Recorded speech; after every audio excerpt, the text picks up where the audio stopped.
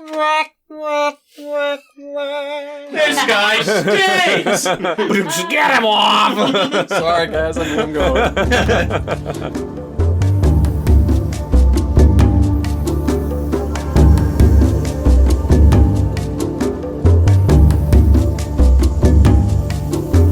Welcome to the Kindred Spirit Podcast, a program completely dedicated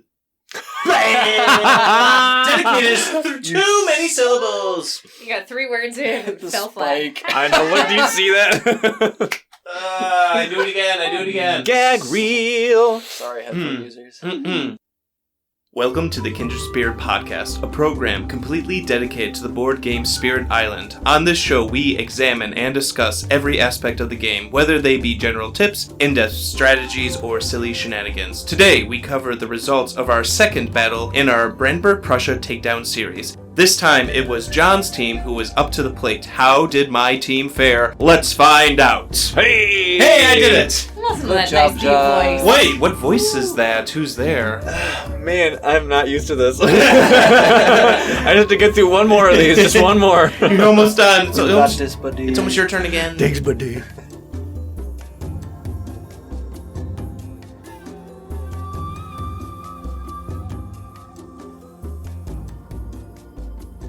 Well, John, as this is, after all, your team and your episode, just as Laura was behind the helm on her episode, she chose a direction on where it would go. Likewise, we shall have you also take the helm. So, allow me to step down, and first mate, will you go and take the helm? Oh, of course. I have a quick question for Laura. Being that we've done your series or whatever, your game, I spent a lot of time just thinking, kind of planning it out, lying awake at night. How should I do Starlight, and how will that interact with River, and what happens if we get Sands Mountains on turn 1? How much prep time did you prepare for your team? I was told 10 minutes before the game that we were going to Ryan's house to play the game. Okay.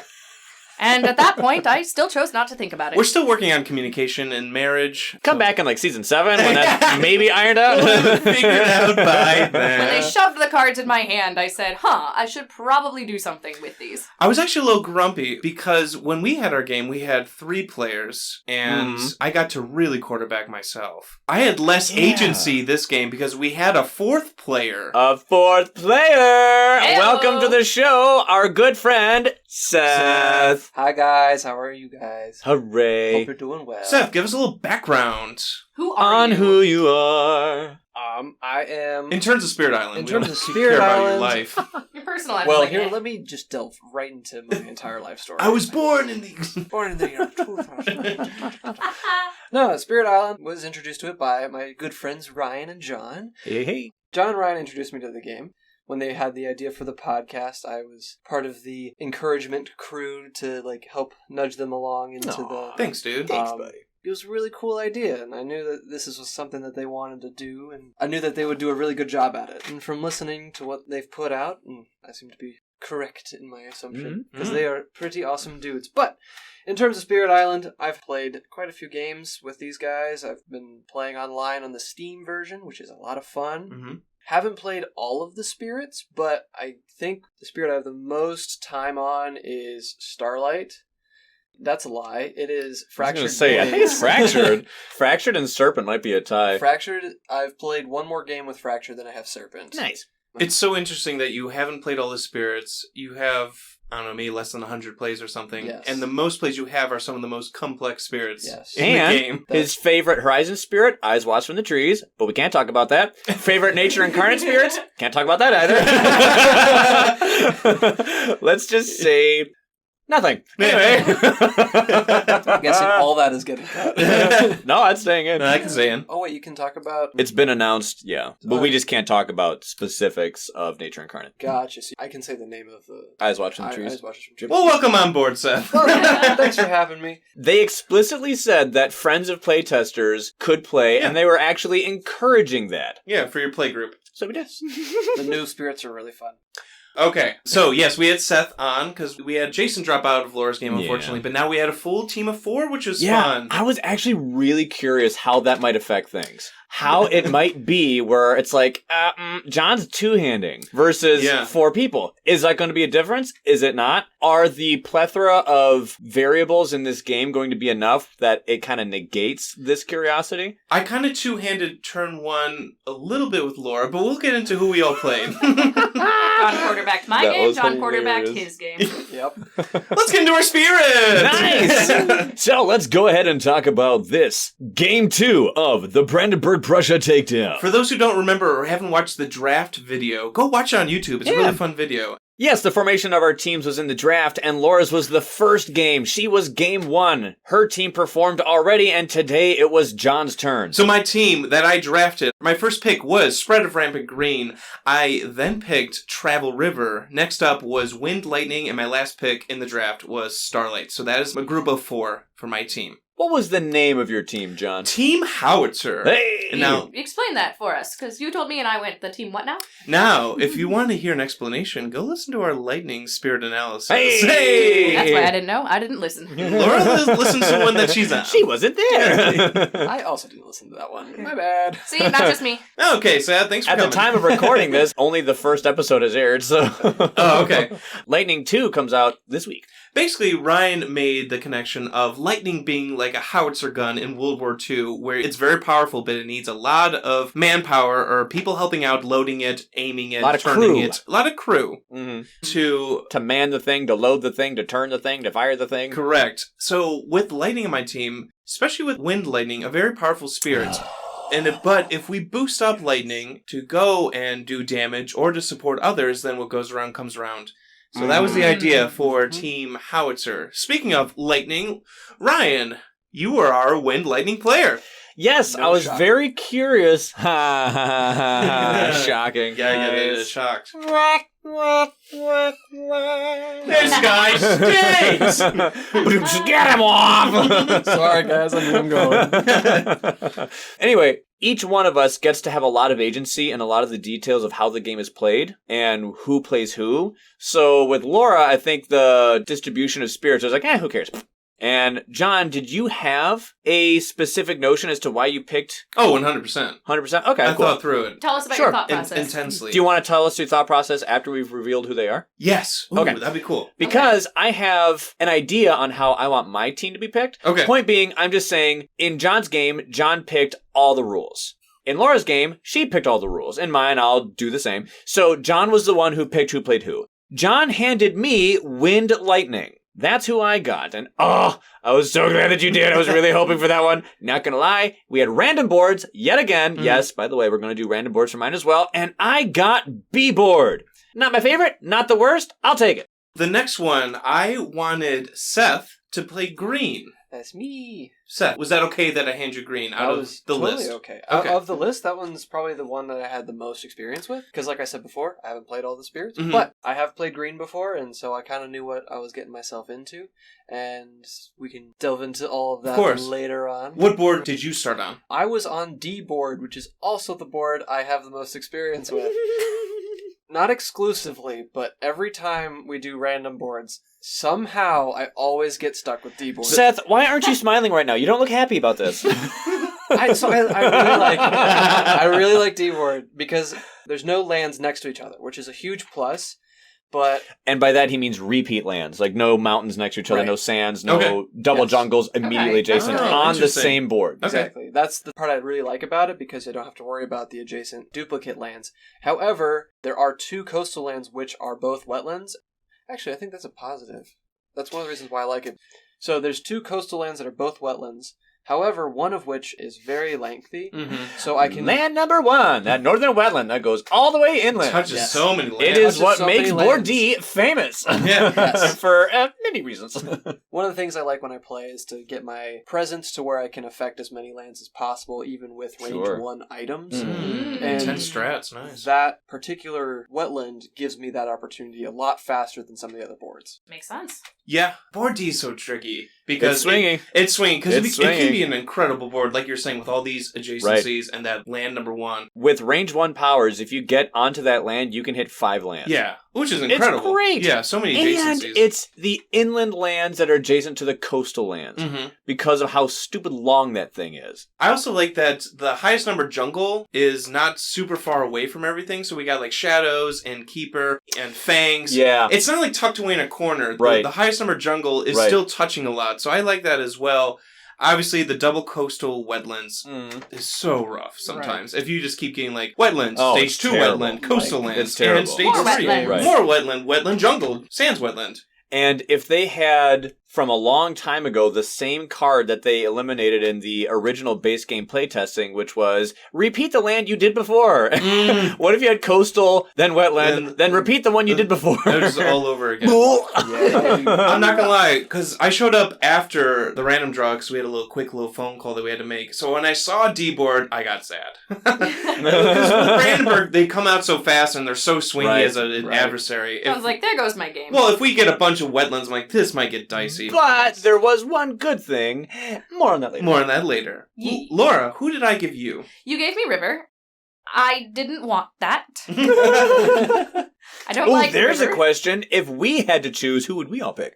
Save that question for the end. None of John's team. Definitely not Starlight. Laura would say pass on my team. Well, Don't like you know your what's team. mine. But John kind of quarterbacked River for me. I Which- gave suggestions on turn 1. John said, why are you doing that? Don't do that. And I actually enjoyed it.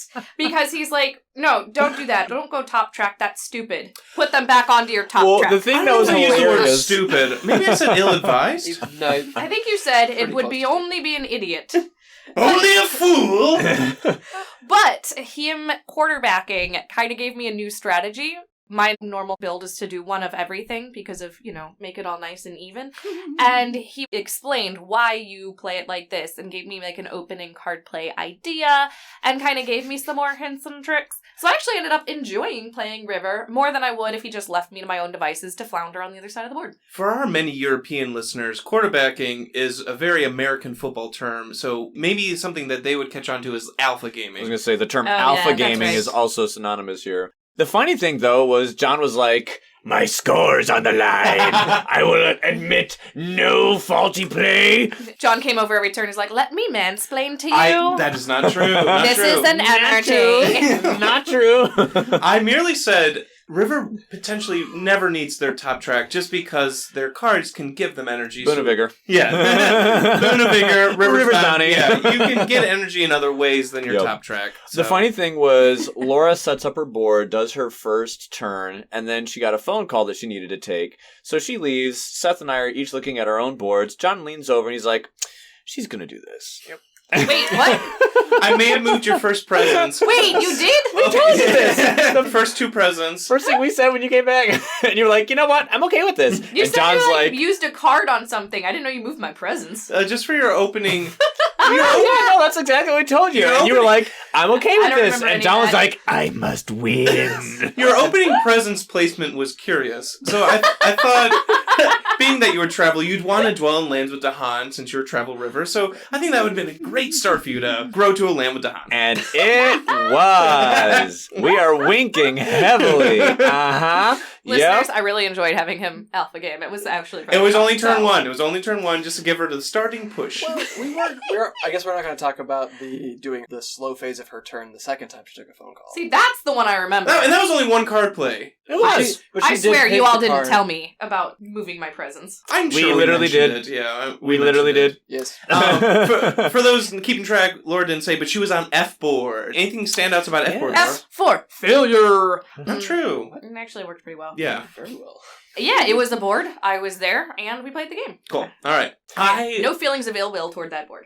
And just to dispel any kind of sarcastic curiosities about the subject matter of what we just did for the past 10 minutes, there are many times when you legitimately don't know what to do, and there are times when there is someone who does know what to do, and you're like, honestly, hey man, what should I do? And that person tells you you should do this, or this is what's probably the best for you. John wasn't legitimately quarterbacking. This was definitely, with no comedy, a definite, hey, stakes are high, max level difficulty, what's the best thing? You're a veteran river player, what should be done? This should be done. Okay, cool. No, the words, I'm gonna quarterback your game, came out of his mouth, I swear. Sarcastically. Right, because it's sarcasm. But not everyone who listens to this doesn't necessarily know the sarcastic relationship we sometimes have with each other, even if it be husband and wife. John was not actually being a jerk here. That's all I'm saying. Yes. And with the complex spirit that John was playing, quarterbacking would have been very, very difficult, even if he wanted to. True. Thanks for the defense, buddy. And what spirit was that, John? Ooh, good serve there. I played Starlight on Seaboard. And there's the good news. We got Seaboard. I played Starlight. Alright, why do you like Seaboard so much? Because reasons. Alright. Another one where you can go, like, if you're in 2 lands, you can basically touch any land great. on the whole island tile. It's also pretty evenly split up, as Seth has said. The on even other board. distribution of lands is why I love it so much. Another evenly distributed. And I really like it when the blight is smack dab in land number 5, the middle. I absolutely love that. And it's just such a classic board, in my opinion. Once again, just like Seth said, one of my favorite things also is when there isn't a duplicate land within a board's own boundaries. Yes, I understand that those boards are the ones that are very common to have duplicate lands on someone's border. Honestly, there actually wasn't a ton of duplicate lands on the borders of each board. We only had 3. We had the double sands, both on board D and F, and the double sands on C and B, and then we had the double mountain on D and C. But as far as duplicate lands within boards, board C is one of my favorites because of that. So, as we get into turn 1, usually with games, they're like, yeah, turn 1 happens, you're not really growing a whole lot, you're not super strong, it's not that big of a turn, maybe against England or Sweden or something. But with Brandenburg-Prussia, so much happens so fast out of the gate because, obviously, they flip over a stage 3 invader card. So, our setup Explorer was Jungle Wetland. How's D-Board feeling now, buddy? Tight. So much was happening so fast for Seth. Yes. Lots of wetlands, lots of jungle. But thanks to being green, I was able to grow very quickly, and I was able to use some sacred sites to stop builds and ravages, so I was kind of able to keep up. But it was definitely... And green can just grow very easily to jungles and wetlands. Right, because I get the 1 growth per growth phase in either wetlands or jungles. Yeah, happening every turn. Every turn there, so I at least had 1 sacred site, so I could kind of push stuff to where I could be like, okay, well, I can't necessarily defend there, but I can just stop the ravage, and since green can get his presence back after I'd want to clear my track, I can get my presence back eventually if needed. I wasn't too worried about it. Any other spirit, losing presence is kind of scary just because you can't get it back. But green is one of the few that can get its presence back pretty easily. I'd say... Oh, you're talking about getting destroyed presence? Yes. Yep, there are 3 people who can do that. Ooh, that should be like a quiz. Aha! What a great question. We've said it before, though. Dear listener, there are 3 spirits who can natively get their presence back that's been destroyed. Who are they?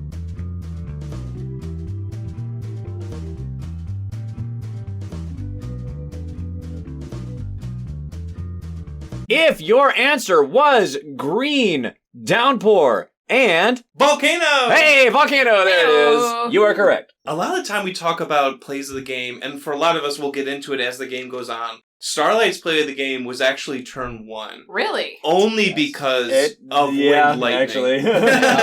Talk us through it. So I went bottom track, literally the most bottomest track of like the 7 tracks available for Starlight, because I wanted to be able to unlock an element. So for my first element, there's 2 card plays, and then you can unlock an element, but you have to pick the element that's your element for the rest of the game. That's how Starlight works.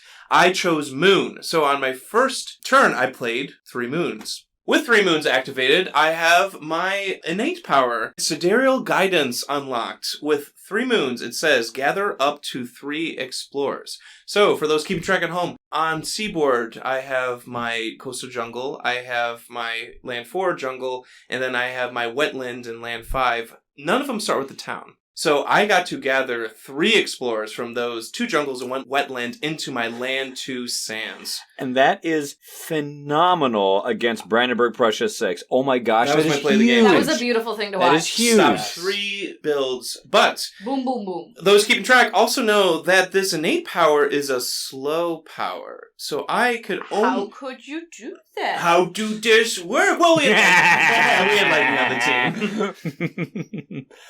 Exaltation of Stormwind, baby, for a single air, you can make a friend go fast. Just 1 power, but still, from turn 1, and it's likely that you will have that every single turn. Yeah. For 1 air? Are you kidding me? So yeah, we did that a lot. Yeah, that was something that every single turn someone was being made fast, and that's what's awesome about Wind Lightning.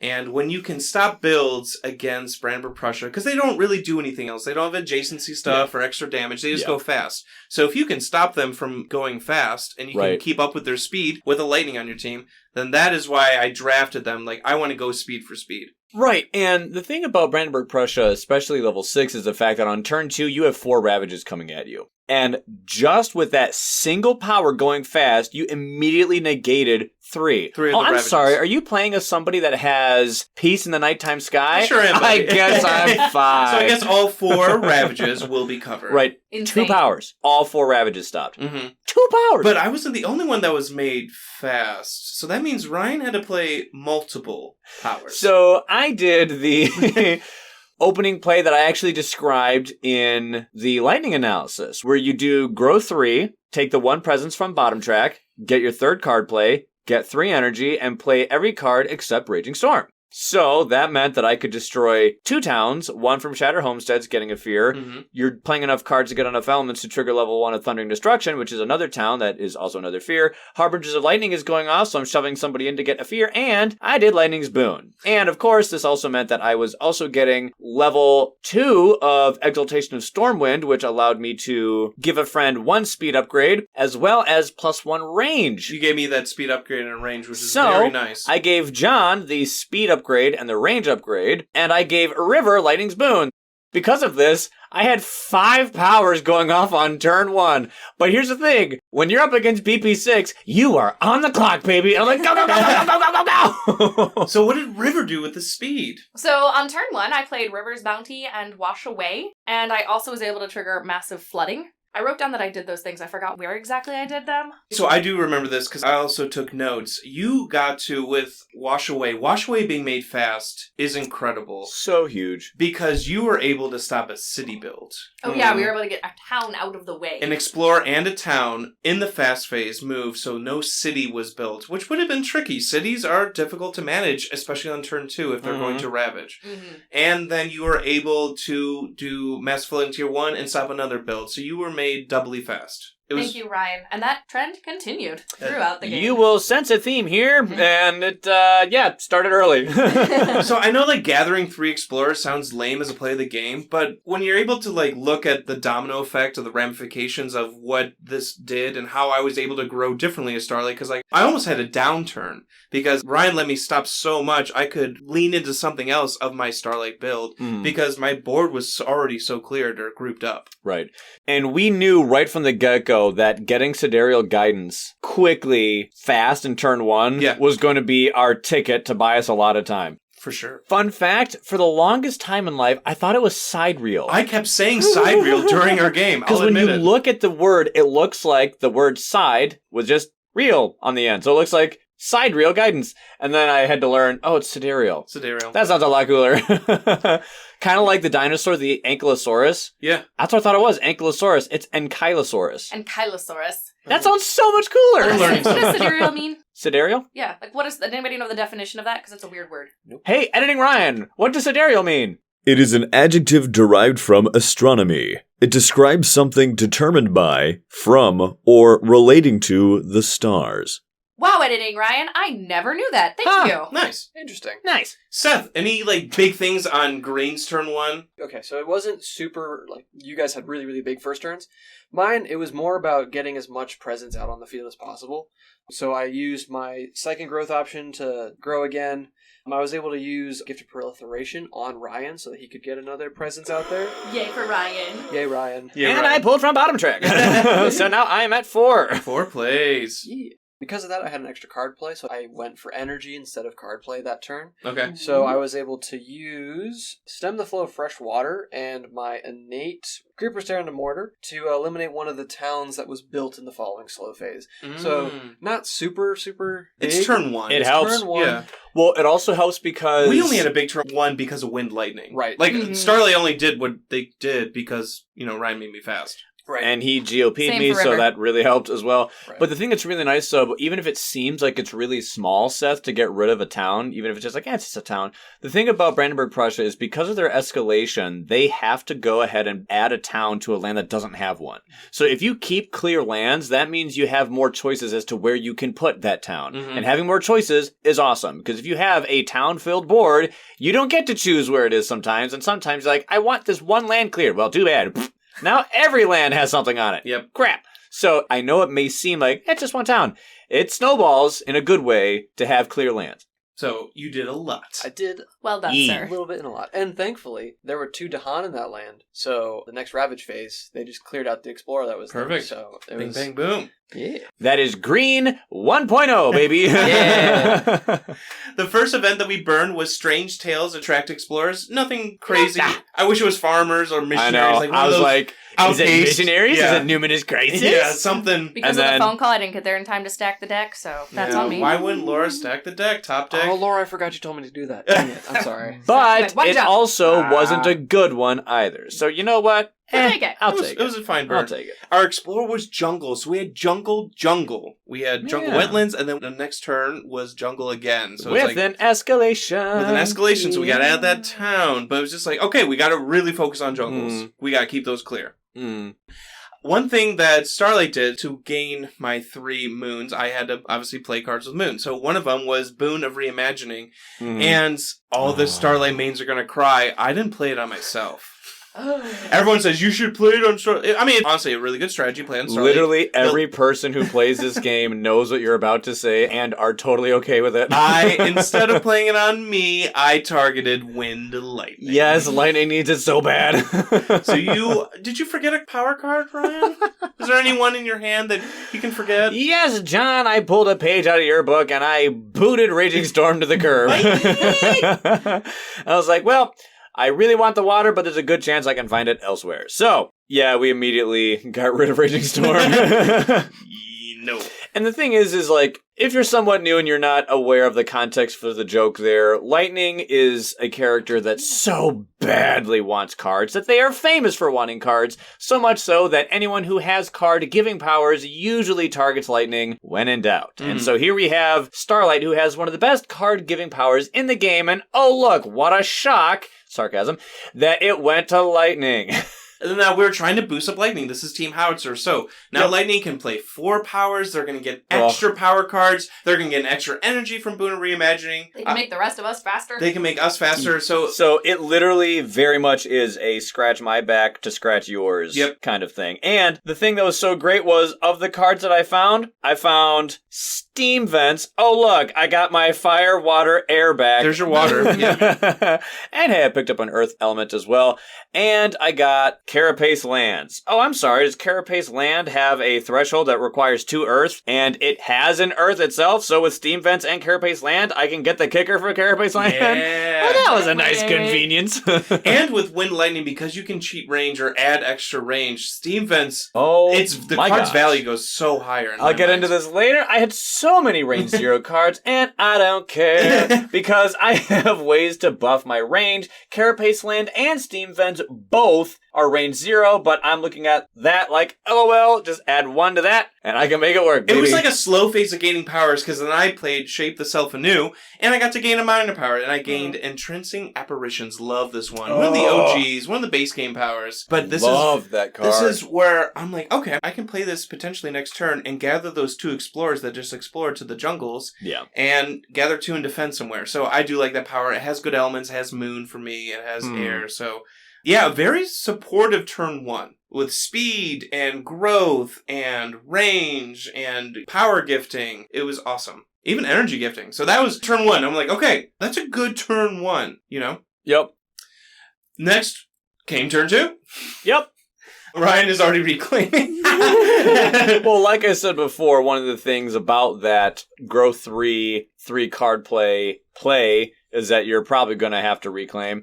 And what I liked is that this opening burst is really good for when there's a really populated field, and there was. So, and it wasn't really like a reclaim because you got to grow from Seth. Yep. And you got power cards from me and energy from me. Yep. Because of the Shatter Homesteads, Thundering Destruction, Exaltation of Stormwind, Lightning's Boon, and Harbingers of Lightning that I played, I was able to negate 2 of my 4 Ravages. Mm-hmm. And in the fast phase, I could go ahead and Shatter Homesteads yet again, I figured, to save my other one, which meant I have 1 left. So I told Laura, because she was very close by to my other 4th land that I was going to ravage. I was like, all right, Laura, I'm getting 3 power cards, 2 from John, 1 for myself. Let's see if we can find a defend card. So I was looking for ways that we can help to do that, and it was kind of like a quick, all right, Laura, let's go ahead and start working together. And this was the preamble to a great friendship. I was about to say, you two Start of a good alliance. work together a lot this game. Almost pretty much every turn. It's almost like River and Lightning is just a great pairing. How about that? Defend. I also pulled a defense card. I got Nature's Resilience. Oh, so many good base game cards were pulled. We're like, oh, defend card that needs water. And I got to keep it for about 3 minutes. We'll get into that. We'll get into that. Life happened. But for a brief moment, Ryan and I both needed defense, and we both got it. We were just on team. It was working very together. happy. Yeah. So I was able to do Flash Floods, Nature's Resilience, Boon of Vigor to me, and trigger my massive flooding again. Mm-hmm. What was interesting, because Laura had a really built-up jungle. I believe it was your coastal jungle land, too. So I moved presence over there, because Starlight can do that. I believe I moved 3 as one of my growth options. And then I also just placed a presence at range 0. So I made a sacred site, basically.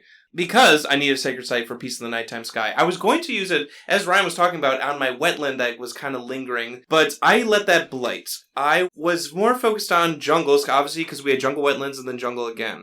So it's hard if that land starts with the city, and then the disease stops to build, but then they explore again, and this land is now getting built up. If it's going to blight, which it probably would have. It would have turned into a massive problem. It would have blight and cascaded on turn 3. So we're just like, John, thinking about endgame score. I don't like I'm like... Yeah, in that early game, you were really like, okay, make sure this is going this way. And this, and that way. So I'm like, I will make a sacred site so I can play Peace of the Nighttime Sky on Laura's board to stop that blight into potentially a cascade. So that was kind of like my philosophy on turn 2, which is like mitigate blight. And it worked. We really didn't have a problem. I found Disorienting Landscape. It was either this one or Set Them on an Ever-Twisting Trail. And John and I were looking at this. I was like, John, what do you think? I'm like, they're both fast. They have the same cost.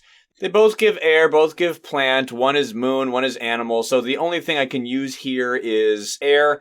But we were like, well, they can both push and explore, but one is, if target land is mountain jungle, add a wilds token. The other one is isolate target land. One can go from range 2 of a sacred site, one is range 1. So they're very similar. I can boost range. So John and I were like, isolating a land and sticking a wilds there is very similar of a thing to do. So we figured, well, I think I'll do Disorienting Landscape because of the fact that it has longer range. Perhaps I'll have more opportunities. Well, for you, it can turn into range 3. So that just gives you clear coverage of so many different people's boards where you can push and explore, potentially at a wild. So and if I can repeat Exaltation of Stormwind, I can make that sucker range 4. That's basically touching almost every land Which on could the be pretty island. cool. Yeah. So we factored in the opportunity cost of helping friends and how valuable that was. Ironically, when it came to getting that Ravage address that was going to happen on the edge of my board with Laura, we're like, oh wait, we're actually good. Let me go ahead and steam fence that sucker. We got one of the explorers, and I Shatter Homestead the other town. So like, well, there's one Tahan and one explorer in there. Turns out we don't need to use a defend card. So I'm just going to go ahead and play other cards to make other people fast. Did you struggle at all not having Swiftness of Lightning? Because you Turns can only out- make 1 power fast now with it. It's true. Yeah. It's true. And to answer that question, technically, there were times where I could have made things fast. Honestly, I think I only ever needed 1 a turn. Okay. And that's exactly what I had. Because almost always, Thundering Destruction and Shatter Homesteads, I played slow. Okay. Because this is one of the things that I'm going to get to in the general thoughts at the end, but oh my goodness, I was able to trigger Thundering Destruction every single turn this game, with the exception of turn 5. And the value of this was so great because I kept it slow every time. And after their escalation, oh, hey, look, add a town. Or one of the explorers adds a town. I'm like, nope. And nope. It, yeah. Next turn, nope. And nope. And so just being able to constantly nope in the slow phase and getting a fear for it was great. So no, I actually wanted to have it slow almost every time. I think it was like only 2 times I actually made it fast. Because we as a team liked wind more than base lightning. Because having extra range and having multiple people go fast. You know, it's a funny thing. We were playing the Blitz scenario almost. Right. It's a funny thing. One of the things I love about this game as far as the replayability is I can look at so many games once they're done. I'm like, I have no idea how we could have done that if we didn't have these very specific cards and these very specific spirits. And yet, the truth is, I could have probably been anyone with any combination, and I would still have the same feeling. Like, the thing that's funny is, I'm like, I needed these specific ones to figure out my problem. And if I didn't have it, I don't know what I would have done. Right. And yet, I can say that about every single game, like I have. Laura, you were saying the same thing, how much changes on what card you gained. I was saying it's so interesting too, like, not just like what card I gain, but almost which order in the growth phase we each decide to go for a card. Yeah. Like, if I had gone before Ryan at one point, he picked up one of River's, like, favorite cards, and all I would have needed to do was just decide that I wanted cards, like, 2 minutes earlier than I did. So there's just so incredible many factors that go into Spirit Island and all the chances. Yeah. It's insane. Seth. Yo. Your growth, too, from what I'm remembering, you were just placing as much presence as you could to stop as many ravages on turn 2. Yes. And thank you for doing that for preventing blight for me. Yeah. Until turn 4, I think We're not there yet! Sorry! Oh. Yeah, turn 2, I was going to have you guess what I did, but you already said. But I'm guessing just, like, made a lot of sacred sites. I made triple stack sacred site for something that was going to ravage. I made another sacred site. I believe I grew 3 presents in one turn. So I was able to play Overgrow in a night to add a presence, and then I used the middle track again. Just like I said before, get as much presence out there to be able to just defend the incoming ravages, because I didn't really have any fast defense cards in the initial game, so I was kind of just playing catch up with the Brandenburg-Prussia craziness that happened. Mm-hmm. I was able to activate my all-enveloping green to defend one of my ravages, and then the other one was taken care of by Dahan. So, was able to defend using my presence. Nice. I think Laura took one of my explorers off of one of my jungles, too. Hey. Which is very nice. Teamwork. River washing away things. Yeah, because rivers and water help out the greenery. Theme nature. Whoa. Theme. That all went out the window. I'm just kidding. Our first actual event came up. We had to think this through. Honestly, this was probably the only bad event. Yeah, this one... no, seriously, think about it. Yeah. We had the struggles of growth. So with a healthy island, we had the choice to either destroy 2 of our presents, we get to gain a power card, or you forget a power card, gain 2 energy, and move 2 of your presents up to 4 lands away. Oh, look! This one! Again! Our 6-player game! We had this. So here I am, again, as Lightning, with this choice. That's true! Again. That's the second time you've had Lightning. And you did the same thing as you did in the Russia game, right? Yep! Destroy a sacred site, I need cards! And with wind, you can extend your range. Yeah. So you were still Pro tip, as Lightning, you get cards, no matter the cost. You do it. Does everyone remember what they did? I destroyed 2 presents to get a power card, and boy, what a power card I found. What'd you get? So the selection was between actually a decent selection of cards I could have picked from. I remember you had your 4, and I could only see one of them. I saw Lure of the Unknown. I'm like, ooh, that's a really good one. Lure of the Unknown. I was like, Lure of the Unknown is good. Free. Confounding Mists was the other, a defend card, but Moon, yeah. But Water, Air. Oh. Or it's like almost like a control power, because like whatever builds your moves. Like it's a unique power. Third one, don't remember, who cares? Who cares? And the last one, Spur On with Words of Fire. I was like, one of my favorite minors in the game. I'm sorry, son. Who cares? Air and Fire. I'm like, oh. Oh, And the effect? Oh my gosh. I'm playing as Wind Lightning with Lightning's Boon and Exaltation of Stormwind, and here's a cheap, fast miner that says, oh, target a friend. They gain an energy and a card play. Extra card play. So, It's so hard to do in this game. no joking, this is one of the best boons and one of the best miners in the game. No sarcasm. Don't at me. It's true. If you played the game, you know it's true. Top 5 right there, whether miners, fast powers, or support powers. Love that one. And we were like, oh my gosh, I kind of have to take this one, both for the elements, the ease of which I can play it, and because of the fact that I'm like, I'm already spitting out so much support, I almost have to do this. And oh my gosh, the things that we were able to do because of this card. Wind Lightning getting Spur? Are you kidding me? That's why I knew, I'm like, okay, this game's going good. We'll talk about that later. This is why I think Wind Lightning might be one of my favorite supportive spirits in the game. Just because I know Serpent Honestly, and Fracture. And Green's and still the Memory. top. And Green. We all know Gift of Proliferation. Thanks, Seth. We all like growing. I got you. But something about speed plus range and it's so consistent, and then you pulling Spur, I'm like, wow, this is like the perfect supportive Oh spirit. my goodness. That can do still everything. damage. That can do still blow up almost stuff. everything. Yeah, can I do can't everything. give you cards. Still do fear. That's about it. Still control Dahan. Right. Anyway, yeah, that was a huge pull. 100% agree. That brought us into turn 3. Seth, what did you end up doing? I destroyed presents because Tell I can us why. get them back Because very easily. Bring him back. LOL, I And don't I needed see the that power downside card. here. I needed that power card, so which I was able to draw Voracious Growth, which was a huge help throughout the rest of the game. Jungle Wetland? Oh, yeah, read what that card does. Voracious Growth. It is a range 1 from Sacred Site that gives you water and plant. It is a slow power that can only target jungles and wetlands, which we got a lot of this game. And it does 2 damage, or it removes a blight. So I had the opportunity to use it for blight removal, but I could just totally murk incoming. Thanks for cleaning up all that blight for me. Sorry. What? Well, the thing that's really important to remember here is Green loves this card. Why? Because Stem the Flow of Fresh Water is an anti-building card that, yes, can technically go in any land, but it's really for the best if it goes to Mountain Sands. So here we have a damage card that goes to Jungle's Wetland. So it really pads out the That's all the lands. weaknesses. That's It's all great. That's all the right. lands. It's not like perfect coverage because Stem the Flow of Fresh Water is only good against buildings, but you get the idea of like really helping your weaknesses. Yeah, damage to all of the lands now. No, that was a good pull. And, like you said, you can bring presents back. Right. Makes sense. I didn't have a ton of presents out there because Starlight can only place 1 presence per turn.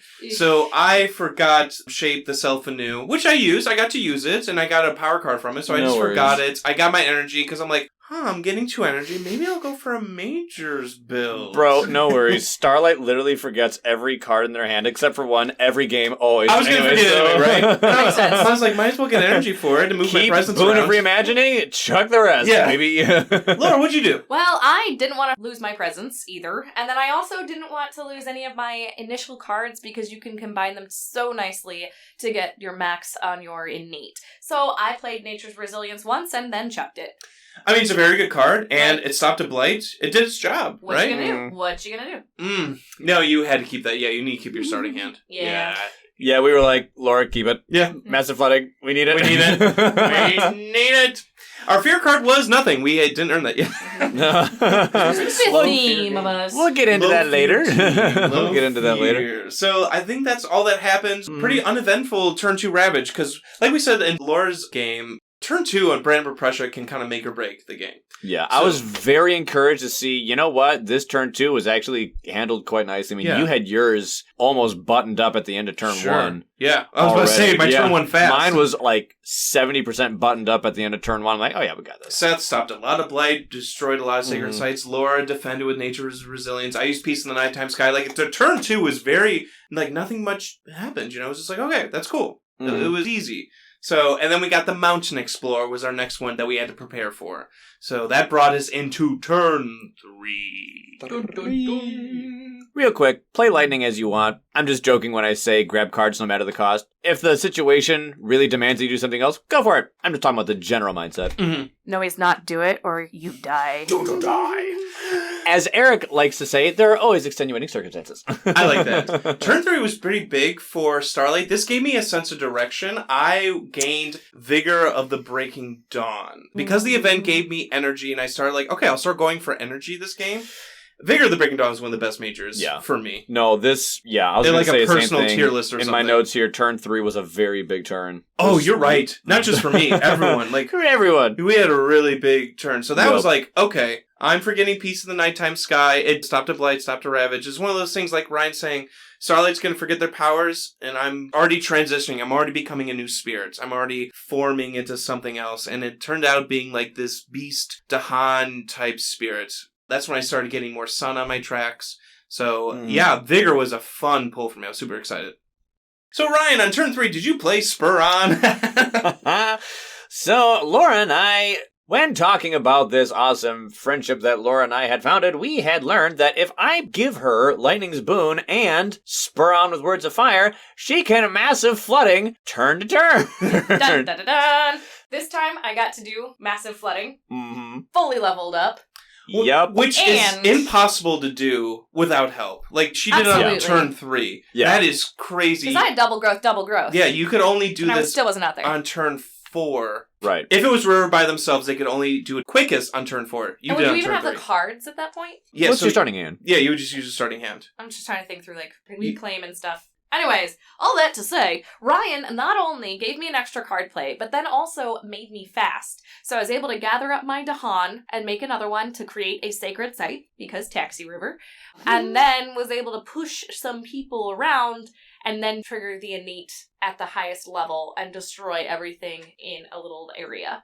I felt like Thunder Speaker. It was very Thunder Speaker-esque, and with a very clutch play of Flash Floods, the land was clear. Because 2 damage to each invader, that gets everyone but the one city that was there, and the first city kill went to Travel River. How about Dun, that? dun, dun. Apples. It was hilarious. In the first use of massive flooding, it nixed 2 explorers, 1 city, 1 town, but it was not the last. No, that kept coming up for sure. We'll get on to that later.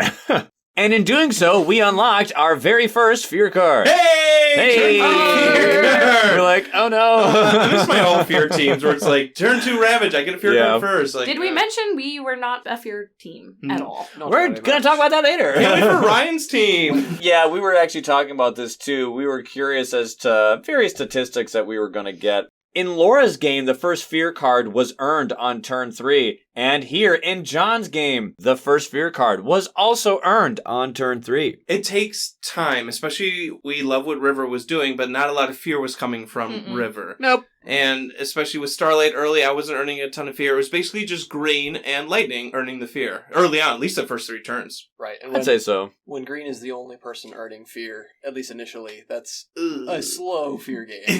It's a trickle. It's a trickle. It's a little bit of trickle. Limping to the finish I line. had Shatter Homesteads going off all the time. Fear for the card. Fear for the town. Nice. And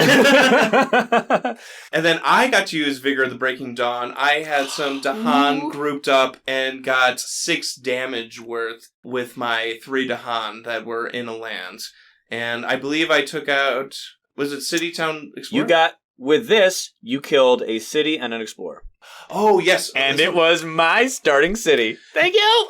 Yes. So you actually got the Dahan in the land with Harbingers. Yep. So you Quick, make it fast. You pushed into Dahan, Yeah. and then I was able to do 4 damage there, and we got rid of the city and explorer. So we're just trying to get rid of buildings at this point, especially cities. There is a personal achievement that I always have mentally for myself. If I can kill, or not necessarily I do it, but just if my starting city dies before its associated disease gets used. Mm-hmm. That's like a personal, oh yeah, It like was. a first achievement kind of win Yeah. thing. It's like a little like, ooh, it's like a little challenge. Can I kill my city before the disease goes? Because your land 2, coastal land, was a mountain that was about to build. And thanks to John, Yes! Thanks to Vigor Breaking Dawn. Love that Nothing power happened. card. How is Green doing on turn 3? While y'all were being all speedy and doing stuff in the fast phase, I didn't get the luck of drawing too many fast power cards, so I had to kind of do more reactive playing with slow powers.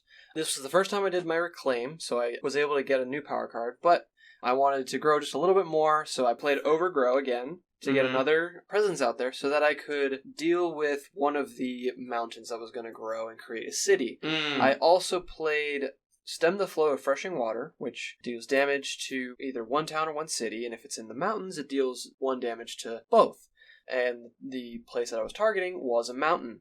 So when the slow phase came around, I was able to kill one town because I comboed that with Creeper's Tear into Mortar. But so we got super, super lucky with our Fear card draw. We draw... Wait, before we get to the Fear card. But it helped me so much. Okay. Can I say it? Okay, fine. Okay. We drew Seek Safety, which is each player can push one explorer into a adjacent land with more towns or cities than it came from.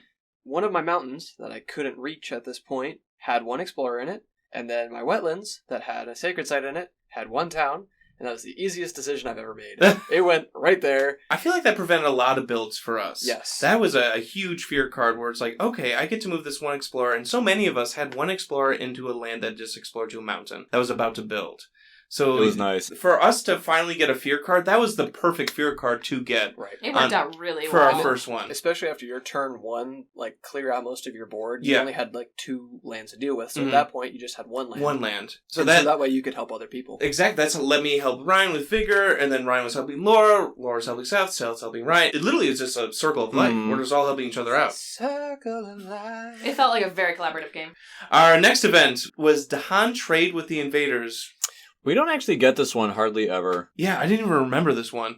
Well, that's the thing with these events, because there's 57 or whatever, almost 60 of them. Yeah, And I if you want to only- say 56. If but you I only think it get, might be- if you only play 8 turns, you're barely Right. get, and if you, shuffle it, you You're may getting never through get a an solid event. 10th at best of the deck, depending on how long your game is. And the vast majority of them, if they are a choice event that's aided by an element, almost every one of them has a single element on there. There are oh so few. Hey, Editing Ryan, how many events are there that have multiple choices where multiple elements are on the thing? Dahan Trade with the Invaders is currently the only event that has multiple choices that are aided by a different element. Oh, all right, Never cool. knew that. Fascinating. Interesting. And thankfully, the ones that it needed to aid were Fire Air. And here I am with Lightning with nothing but Fire Air cards like, Oh. nice. Yet, all the same, the price is kind of really pricey. They were 6 expensive. per player. And one of them, each spirit with Dahan in their lands destroys one. I'm like, We actually had a Dahan build going here. River, obviously. River, Vigor the Breaking Dawn, Mhm. Dahan are my ammo. I had a few defends going Yeah, off. you had defense. With Carapace And land. Harbingers. You And can get fear Harbingers. from it. And then Dahan were my counterattackers. So we all needed Dahan. And you're Vigor of the Breaking Dawning over here, so Yeah, it's like, you I sure as heck were really needing them. We're not destroying any Dahan. And the other one was just too expensive. The last option, change and help them learn from the enemy. It costs 6 energy per player. And aided by air, which a lot of us didn't really have. Basically on except lightning. Lightning could have paid for the whole thing. If I forgot my whole hand. Which we didn't want to have to do. Nope. No, that's not worth Nope. But the it. rest I of am us not were getting rid of it. poor as all get out and still needed our Dahan. Yeah. But Yes. couldn't afford to upgrade them because if you do this, you forget a power card. But the Dahan, from next turn on, each Dahan provides defend 1 Which is in cool. this lane. Which is incredible. Rest of the game, now Dahan Yeah. equals defense. I mean, that's what people learning the game always Wish assume. it was, yeah. They were like, this means How defense, much do they right? defend? None. How much do they attack? don't defend. None. No, you have to defend and then they counterattack. So that Does would've the been damage really come at the cool. land and the Dahan? Been really cool, but it would have crippled our Lightning. And lightning was our, howitzer gun. We needed lightning strong. So we didn't want to do that. So the top option, Dahan do not participate in Ravage, which it wasn't the Honestly, worst. that actually wasn't 'Cause hardly we were bad at clearing all. lands anyway. It was like, what, 2 lands? Yeah. Yeah. And We had one of them 2. would have been a town, one I of them think would have mine, been I'm an like, explorer. I could have defended and got a Right. town Right. kill, but that's okay. You had Right. something strifed. Yeah. You had the town strife and the other one was an explorer. So Yeah. we Yeah. just didn't get the kills. But Oh well. we got those Later. And then we talked about our fear cards. And then Seth already kind of talked about his slow phase. Because I feel like I was fast with Vigor. Ryan is always fast. But you set up some stuff in the slow phase, though. I had a lot in the slow. You had a lot in the slow. Mm. what did you do in the slow? Things. Nice. Oh, turn 3? All right. Oh, I didn't have anything down. Yeah. Yeah. I think it just blew up stuff. Yeah, I think I was. the I only one helped doing people, stuff. and I blew up stuff. Well done. I think You- I was the only slow in turn 3. Yeah. You had some good slows. At least memorable ones. Those came later. The big ones came like turns 4 through 6, Nice. but 3 was like just clearing stuff out. I had multiple turns where I played Spur On and Lightning's Boon, as well as Harbingers and Shatter Homesteads, just so that I can get Laura the upgrades that she needs, Yeah. give Seth the range and speed that he needed, and then I can just get Thundering Destruction and Harbingers. Let's just get some Steady Eddie Fear, and let's just pop 2 towns. Yeah. I did that several times, and this was one of the turns where I did precisely just that. It was exactly what we needed. It was. Again, like the team was really starting to gel. I'm like, this is what I envisioned when I drafted them. We got River and Lightning help each other. We got Green self-supporting and making other people grow. Starlight is finding whatever cards and becoming that version of Spirit. So I'm like, okay, this is coming together. And then turn 4, as Ryan said, he's like, guys, halfway there. Halfway there. Ryan flipped over the card and we went into turn 4. We got, for our Explorer, at the end of turn 3 was the wetlands. So they're going back to the wetlands. So our sands were safe. No sands yet this entire game. Seth, double wetland coastal, you got this? We'll see. Okay. Ryan, you gained a big power for turn 4. Yeah, I think very much like Laura's game, there definitely was in this game I'm going to say somewhat quiet early game into a very active late game. In Laura's game, it was turns 1 to 3 were like, cricket, cricket, and then turn 4 through 6, Yeah. and just like crazy. Here, I would say it wasn't as dramatic of a switch from peaceful to crazy. I would say here, turn 3 was like, okay, we're warming up, and then turn 4 onwards, we are go, go, go, go, go. It's go time. So we were warming up turn 3, and turn 4, it's like, okay, we were walking, and then we were kind of starting to jog, and now we running. It was a sprint from then on for Lightning. So, given the fact that it's turn 4, I was like, well, we only have 4 turns left after this one, so it is time for a major. And I was eyeballing Disorienting Landscape and the fact that I'd used it a single time, and I was like, you know what? I think I'm going to go for a major, see what I can find. And I found one of my favorite cards of all time. My selection of 4 majors were Instruments of Their Own Ruin, Irresistible Call, which I was like, maybe. I was tempted by Irresistible Call. Angry Bears, which I was like, not really using beasts.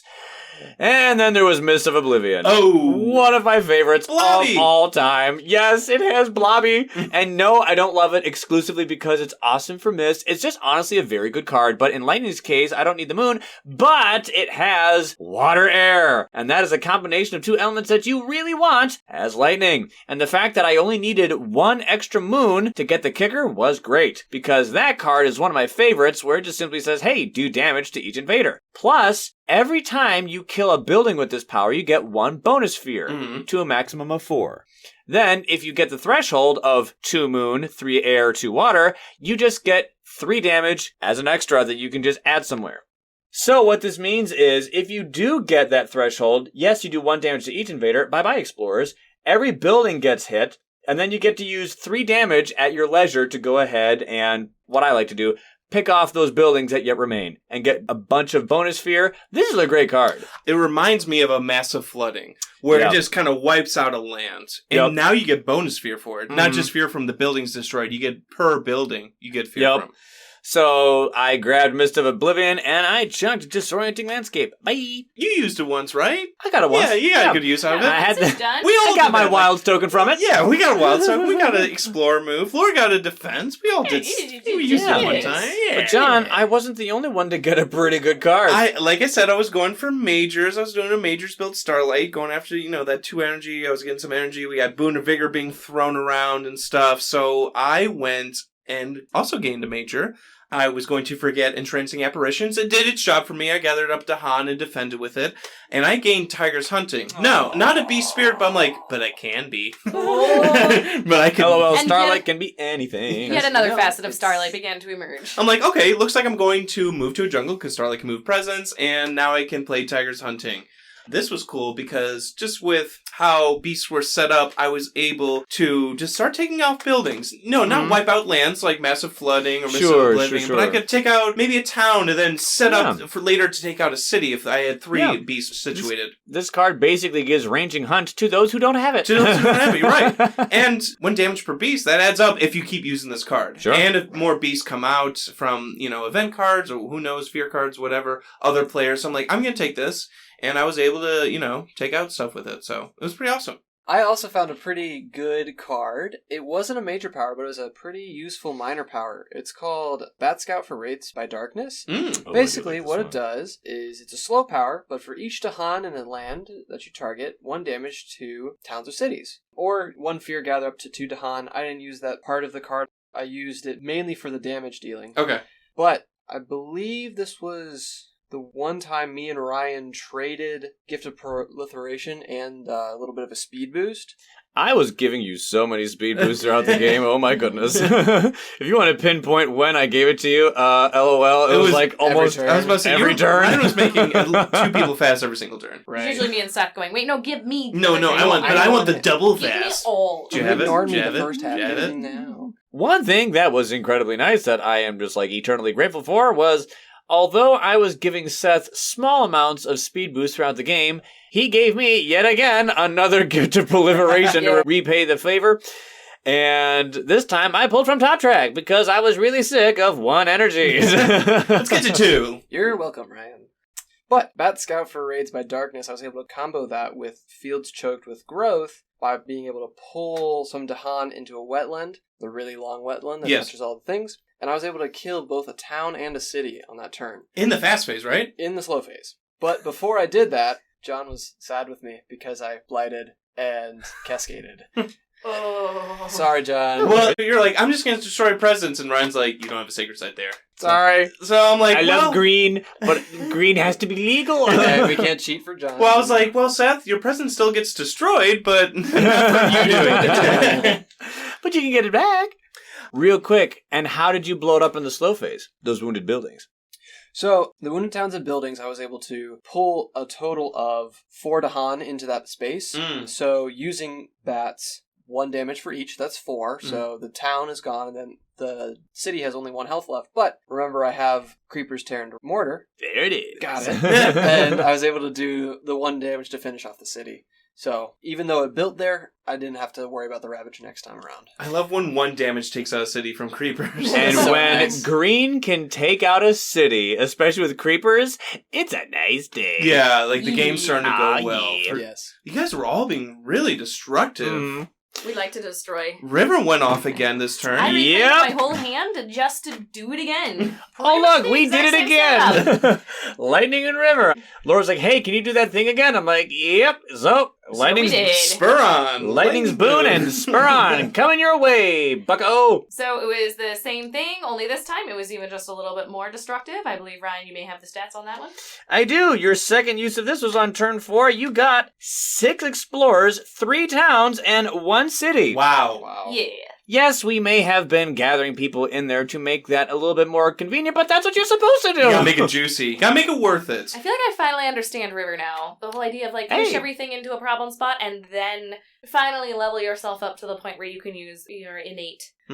Yeah. And you were pairing it with Flash Floods, so you get that 1 extra damage to take out a city. Yeah, Yup. you were, again, I was hands off by this point. Like, I was alpha gaming Laura as River. Oh, yeah. And, No, like, yeah, you finished up like I a turn was in ago. the weeds with Starlight. Yeah, Completely. He gave Yep. me that boost to really understand how to play the character, It clicked and for then you. it made sense. It totally clicked. If I may, to put River in Laura's terms, they are the missing link between Finder and Thunderspeaker. Dahan manipulation, some moving around, and a little bit of boom booms. Well, That's true. Yeah. That's a really good point, Laura, that Ryan made. Hey! Thank you for putting the words in my mouth, Ryan. It was really cool to see you have fun with, A like you spirit that said, she said that she never liked. Thunderspeaker-esque kinds of damage, but also getting to do this control game. Mm-hmm. And I don't know, I see you so often being able to do offense, and I know how much you love control. It's kind of fun to see you actually, work through it yourself as well, not have, Finder always doing it for you or something like that. I don't know, I enjoyed it. That's a good point, Ryan. Laura, I barely see you you play a control spirit. Not many finder games. I don't think forward enough. Or lure games, or river games, or shadows, or foreboding. Like, you don't play these spirits often. You more like damage, like Ryan's saying. So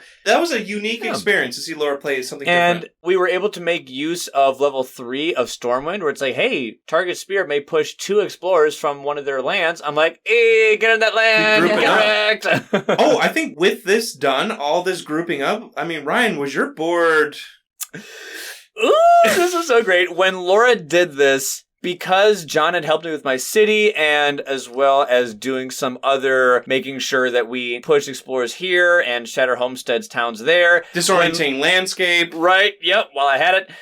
Because of the power of friendship, Lightning's board was clear on turn 4. Completely clear. Nothing. Yep. You never blighted. And to pull a joke that you said later on in the game, John, you said, I love it when my board's clear, but, like, I'm not to credit for it. So you're like, yay, not me. I didn't do it. Or to put it in the words I said, with the power of friends, we all did this. This is awesome. Yeah, yes. because you made Laura fast. And so she was River able could get massive to, flooding. because of that, Yeah. it was just, like we said before in our 6-player game, it is shocking how big of a deal the smallest help to a friend can domino effect around the table to come back to you in a way that's positive and beneficial. And in a lot of cases, stop those ravages! Which, by the way, it was about to ravage. Yeah, that was about to ravage. We needed to do that fast. I think that's why it's hard to measure some, like, how do you measure damage or fear or, like, a strength of the spirit? Because, yes, Laura got to clear out a built-up land, but she only could do it because of That's why lightning. I think you can't, yeah. So, like, how do you measure... It's a team effort, baby. Okay, it really is. It's all coming together. It's unless it's a true solo game of, like, Lightning by themselves, but, like, it's hard to be like, well, you know, yes, River blew everything up, but she only could do that because of Lightning. And that's why I don't like true solo. I know some people like it, but I don't like it. Because to me, a Spirit Island is so much about how spirits interact with each other. It would have been a completely different game if it was River and the little goblin thing. Lizard? Yep. That one. It would Vengeance. have been a completely different thing. So it's cool to see the different spirits interacting with each other and helping each other kind of become the better versions of themselves. Well, 90% of the gamers play true solo, so please keep listening. In a vein of a helpful challenge, as it was so much fun to watch Laura play a control spirit, Laura, I think one of your favorite spirits in solo, Ocean, could be a really fun time for you. Someday, I think you could have a really good time seeing how that happens, because you could be done by like turn 3 or 4. Wait, Ocean solo? Yes. Yeah. Because you get so much energy. Pound ships into splinters is kind of broken. You get so much fear. I'm sorry, is that a fear card? Just from the innate. Challenge accepted. On my next hair appointment, I Whoa! will do that. Ooh, Whoa, nice. Hear that, listeners? Yeah. Yeah, turn 4 was big. Mm. Seth had some cool things. Yeah. Laura and Ryan comboing. I had Tigers hunting. Like, we were starting to, like, really push them back, the invaders.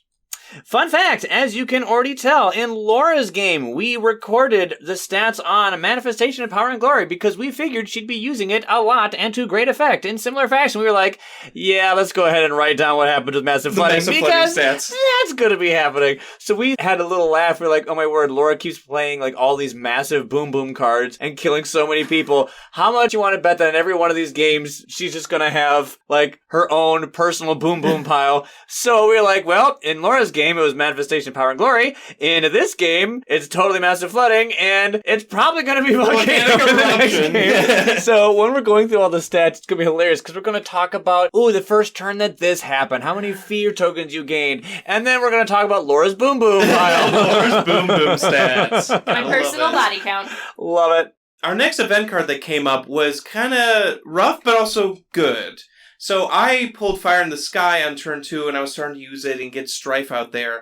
And then we pulled Civic Engagement. I hate, because as a Trickster player, I feel like I always get this when I'm playing Trickster. This is the one that stings Trickster mains the most. So much, and I feel like I always pull it. Yep. So, for those who don't know, you remove 1 Strife. If you can't, invaders do +1 damage per land when ravaging with buildings. Remove my Strife! Remove Strife! I intentionally put it there! Sure, because when you strife, what do you have to put the strife on, John? You put on an invader! Specific invaders. And who, 9 times out of 10, are you putting that on? A building. Usually a city. Usually a and city if not, or a town. Yeah. So when you lose a strife, it's being stripped off of a really big bad guy. I've heard a fight of like, it only says remove 1. Would you ever double strife something? I never do it. I don't know if people are double strifing They're just invaders. worried about this card. Yeah. Well, John, do you know how Like, I Flavor always Discord travel works? I understand it can happen, but I barely double strife everything. So whenever this comes up, I'm like, yeah, it's the one strife I placed on this city, like Ryan said. But there was a beast event with it, and this helped me because I had tigers hunting, so I was getting more beasts out there. Hey. 1 explorer / town and land with beasts. So my tigers hunting were now doing more damage, which was cool. Yeah. I'm like, alright, fine, this event isn't the worst. Vaguely annoying. Just vaguely annoying. After the event, we had our fear card locked and loaded. It was Scapegoat! Dun, dun, dun. I'm like, yeah, Scapegoat's so good. Wait, which tier level we in? Tier 1! No. Crap! Oh. When this card is at tier level 2 or 3, it is one of the best in the game. And we didn't get it at tier 2 or 3. We basically removed some explorers with it. But we knew that we weren't getting a tier 3 this game. In fact, Seth thought we had a tier level 2. He's like, oh, no. Well, that is not Lance his gonna fault. play. That is my fault because I was so excited. I forgot that we weren't at tier level 2 yet. I thought we were. I was like, oh, wait, we're only at tier Turn level 4. 1? Oh, crap. So I actually told them, hey, we do this. Yeah, that was awesome. Wait, we're only at tier level 1? Crap! Take it back! Sorry. If it were to have been tier level 2, the blight and the cascade would not have happened.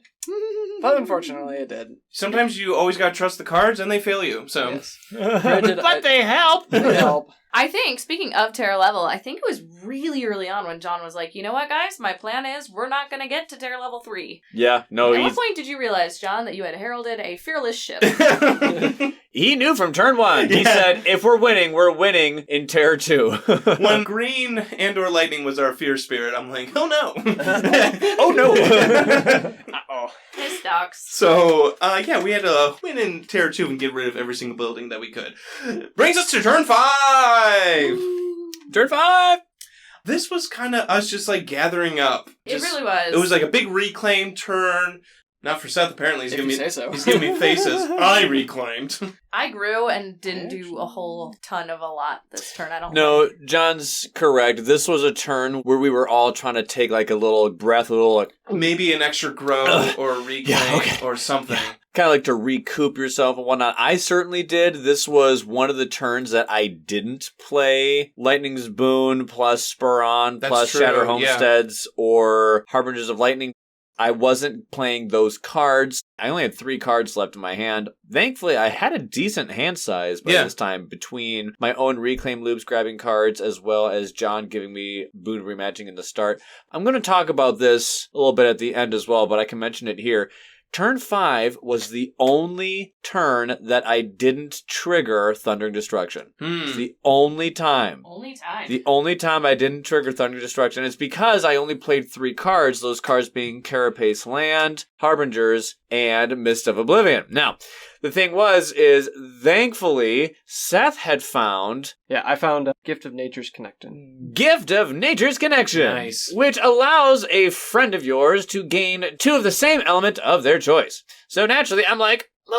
Give me moon! I had 1, but I needed 2, and there's no way for me to get 1, so I was like, I need that extra moon. So I was still able to get level 1 of Exaltation of Stormwind, but this was, just to like your statement, John, this was a turn for me. It was my, I'm not going to say weakest, it was my least involved because I only had 1 and 8 going at level 1. Yeah. And I was on all cylinders pretty much the entire game except for this one. I think that's what I'm thinking about, because we didn't have a big mess of flooding. You didn't do the crazy spur-on combos Right, thing. it was in my discard. Yeah, so maybe that's why I didn't think it was as big. I did, Correct. like, re-pull Vigor, because I used Vigor again. So that was like, I did another boom there. And I picked up that turn Enticing Splendor, which was huge. I'm like, oh, I can gather to Han, and then use Vigor. Nice. Nice.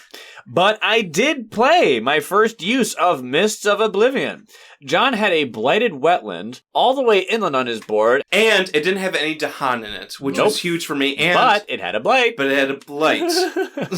That's not the token we want in there. No, not good. I didn't want to cascade either. So we were thinking where I could use Mist of Oblivion, because I was like, hey, Seth, if you play Gift of Nature's Connection, I can literally range 4, because the card is range 3, but I have +1 with my powers, reach across the entire middle of this board, across the center, go to his land 2, all the way in the coast, and I could literally clear his land 2. It had a bunch of explorers, it had a town and a city. With Mist of Oblivion, I could literally clear it. Originally, that's actually what we were thinking in turn 4 we can play it on. But here we realized, you know what? That land is a jungle. They're not doing anything in jungles. Here, right next to me, in John's land, 1 away from where I am, there's a town, a city, and an explorer. So, it was a dangerous land, and so we were like, you know what? Seth has a big land over there, but it was in a land that we were going to address later. Wetlands need to be dealt with at the immediate moment. So I had my first play with Mist of Oblivion, and we killed all 3. Why? Because, hey, 1 damage each invader, buildings are both damaged, explorer goes away the dodo, and with the 3 damage, I put 2 on the 2 health city, and my remaining 1 on the 1 health town. Bam! All cleared. 5 fear. Well done, 3 sir. invaders, Finally, 2 we're getting buildings. some fear in there. 5 fear. Finally. What a wonderful nugget of fear right there. I was very happy. I was like, yee. I was starting to get fear because I unlocked a sun on one of Starlight's, we can get an element. So I was starting to do stars blaze in the daytime sky. So I was like, okay, finally You did get that my a few sun. times. Yeah, I did a couple times. So I was able to get fear, gain 1 energy. What's huge, though, is I can reclaim with this. Because Starlight doesn't always have the most options to reclaim if you don't unlock that option or if you don't want to choose that growth option. So I'm like, okay, cool. This is how I can reclaim a card. So it was good getting those suns in there. Yeah. I don't think, River, you kind of Not just... really. Not much on turn 5. Nothing terribly interesting. You that were I starting to wrote spread down. out, grow that river, move some Dahan around with travel. Yeah, I was able to do another massive flooding in the next turn, so it was just kind of like setting some stuff up, knocking off a little town here or there. Nothing terribly interesting. Turn 5 was the deep breath before the plunge. It really was. Ding! There it is. The event didn't do much. It was invaders search inland. Basically just move a town inland. So that didn't do much for us. Woo. Yeah, our explorer card was sands and wetlands. Wasn't the only town we moved inland the one Laura wanted to move back? Like, the fear card ended up moving it, like, Laura just moved it back to the wetland, yeah. and that's where she wanted it. Or So, the jungle. Yeah, the event kind of just became null and void. Right. Yeah. Like me. Wait, what? As far as green goes for turn 5, like I said, the entire game was no super massive things, but I did have a couple good plays, good combos. I was able to reclaim again. I only reclaimed twice, so this was my second reclaim. And I got to use bats again, and then I got to combo that with Stem the Flow of Fresh Water, and my innate Creeper's Tear into Mortar to, I think, get 2 kills in a Sands, and I believe I got another town somewhere else. And Ryan gave me the 1 fast, so I was able to kill an Explorer to prevent a build in a wetland. This is a strong minor power as I continue to look at it. Yes. I mean, for each Dahan, you deal a damage to a building? That really can add nice. up. Like, Shadows would love this. Obviously, Thunder Speaker. So many spirits I have really Dahan like moving this powers. card on Downpour. Downpour can Because group- reasons. Oh, yeah. Yeah, Downpour can push Dahan around. And then green, you can move Dahan too. Right. And what's interesting is I didn't need to pull from the major deck the entire game.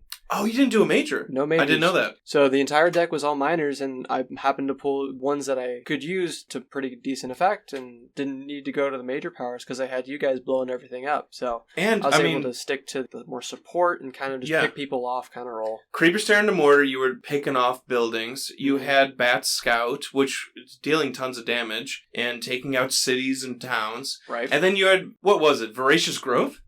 Yes. Yes, I'd use that to kill a town here. Yeah, or so there. you are still being destructive, but I don't know, you're putting out little fires. Right. Yeah. Little fires everywhere. Which was huge for, Big Laura, who could only kind of focus on one land with massive flooding. Because I had to Right. use most of my cards to kind of like get me there. Yeah, so what you did was awesome, Yeah. basically, just keeping the fires down. This was probably one of the few games I've played where I haven't done the group, like, create a problem land strategy. Yeah. Just because the cards that I was playing with didn't really let me do that.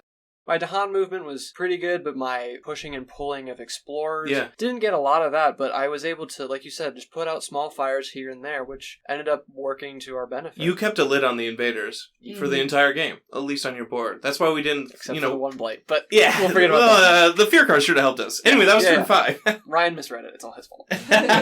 What is this? I'll not be blamed for your inadequacies. Scapegoats helped us. It didn't do anything bad. I just wish we were in tier level 2. Yes, we all wish it was tier 2. Wrong. You got my hopes up. But by turn 5, we did make it to tier level 2. Yay! Real quick, before we get into turn 6, I remember I played Boon of Reimagining on you. Yes, listener at home, I never played it on myself. I played Starlight wrong. Anyway, I played... Major build! I had Major build Starlight. And I was reclaiming everyone. I didn't do a meme build this time. I didn't do Thank you. Casino Starlight, no reclaim. No, Appreciate John it. asked the table. He said, "Hey, I can give cards. Who needs it?" And I was like, "You know what? I think I'm good." Yeah, As I asked lightning. everybody. Yeah.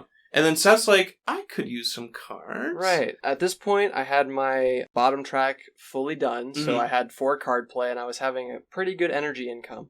So At this point, green is like almost completely upgraded Yeah. anyway. Yeah. By this point, green was grown. yeah, Screen grew, and I just didn't have a ton of minor powers to like help with the damage dealing, and I kind of wanted to Sure. do a couple big booms myself, but I didn't draw big boom Long cards. story short, I drew none. I I- gave you 6 cards. What'd you get? Anything good? I got a couple cards that were like deal 1 damage to buildings in different types of land, so similar to ones that I've been using previously. The 2 that I took, one was Promises of Protection, which is a Gather Dahan, fast gather a to fast Gather which I to like. Dahan, Yeah. and they have +2 health while in this Ooh. target land, Ooh. which really helped for a setup that I was going to do that I didn't actually need because Spoilers? spoilers. But the other card, which I almost didn't grab until we talked through what everybody was going to do that turn, was, drumroll please, Elemental Boon. Oh! The Yes. best fighter in the game! Yeah. There is one of the other top 5 minor support powers in the game. So strong! So not yeah, I kind of only- told Seth, I was like, oh. You best make that one. You better So, yeah. grab that now. Not only did I have Gift of Nature's Connection and Gift of Proliferation, but I also had Elemental Boon, which I was able to play in the last turn. I was able to give Ryan Elemental Boon. When and you John... have lightning, river, and starlight in your game, and you find element cards, I'm like, take it, take it, take it, take it, take it, take it, take it, take it. I have 27 different innates I can trigger. Please. Yeah. So that was a cool draw that ended up working out very, very well. We'll get into Thanks, that John. later.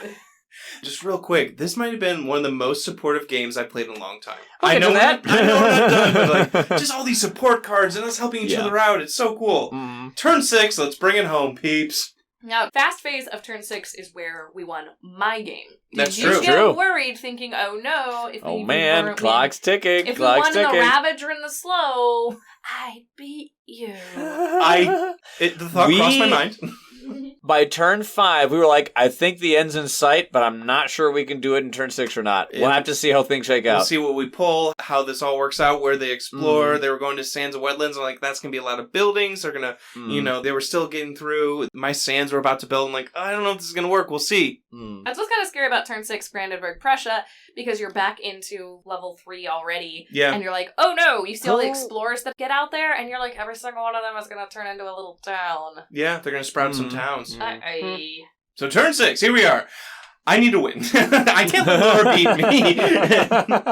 This was here when I reminded John, I said, John, it doesn't matter when you win. It does. It's just for funsies. What matters truly for you is the score, True. not the time. Yes, I know that the more invader cards that are in... It helps my score. Right, helps the score, Sure. but there are other factors too. It doesn't need Turn- to be the same.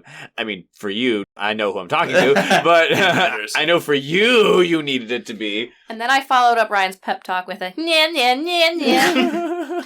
And John's rage grew 3 times that day. It sure did, and that's when I stood up. Rage. Turn 6 is where I stood up and surveyed.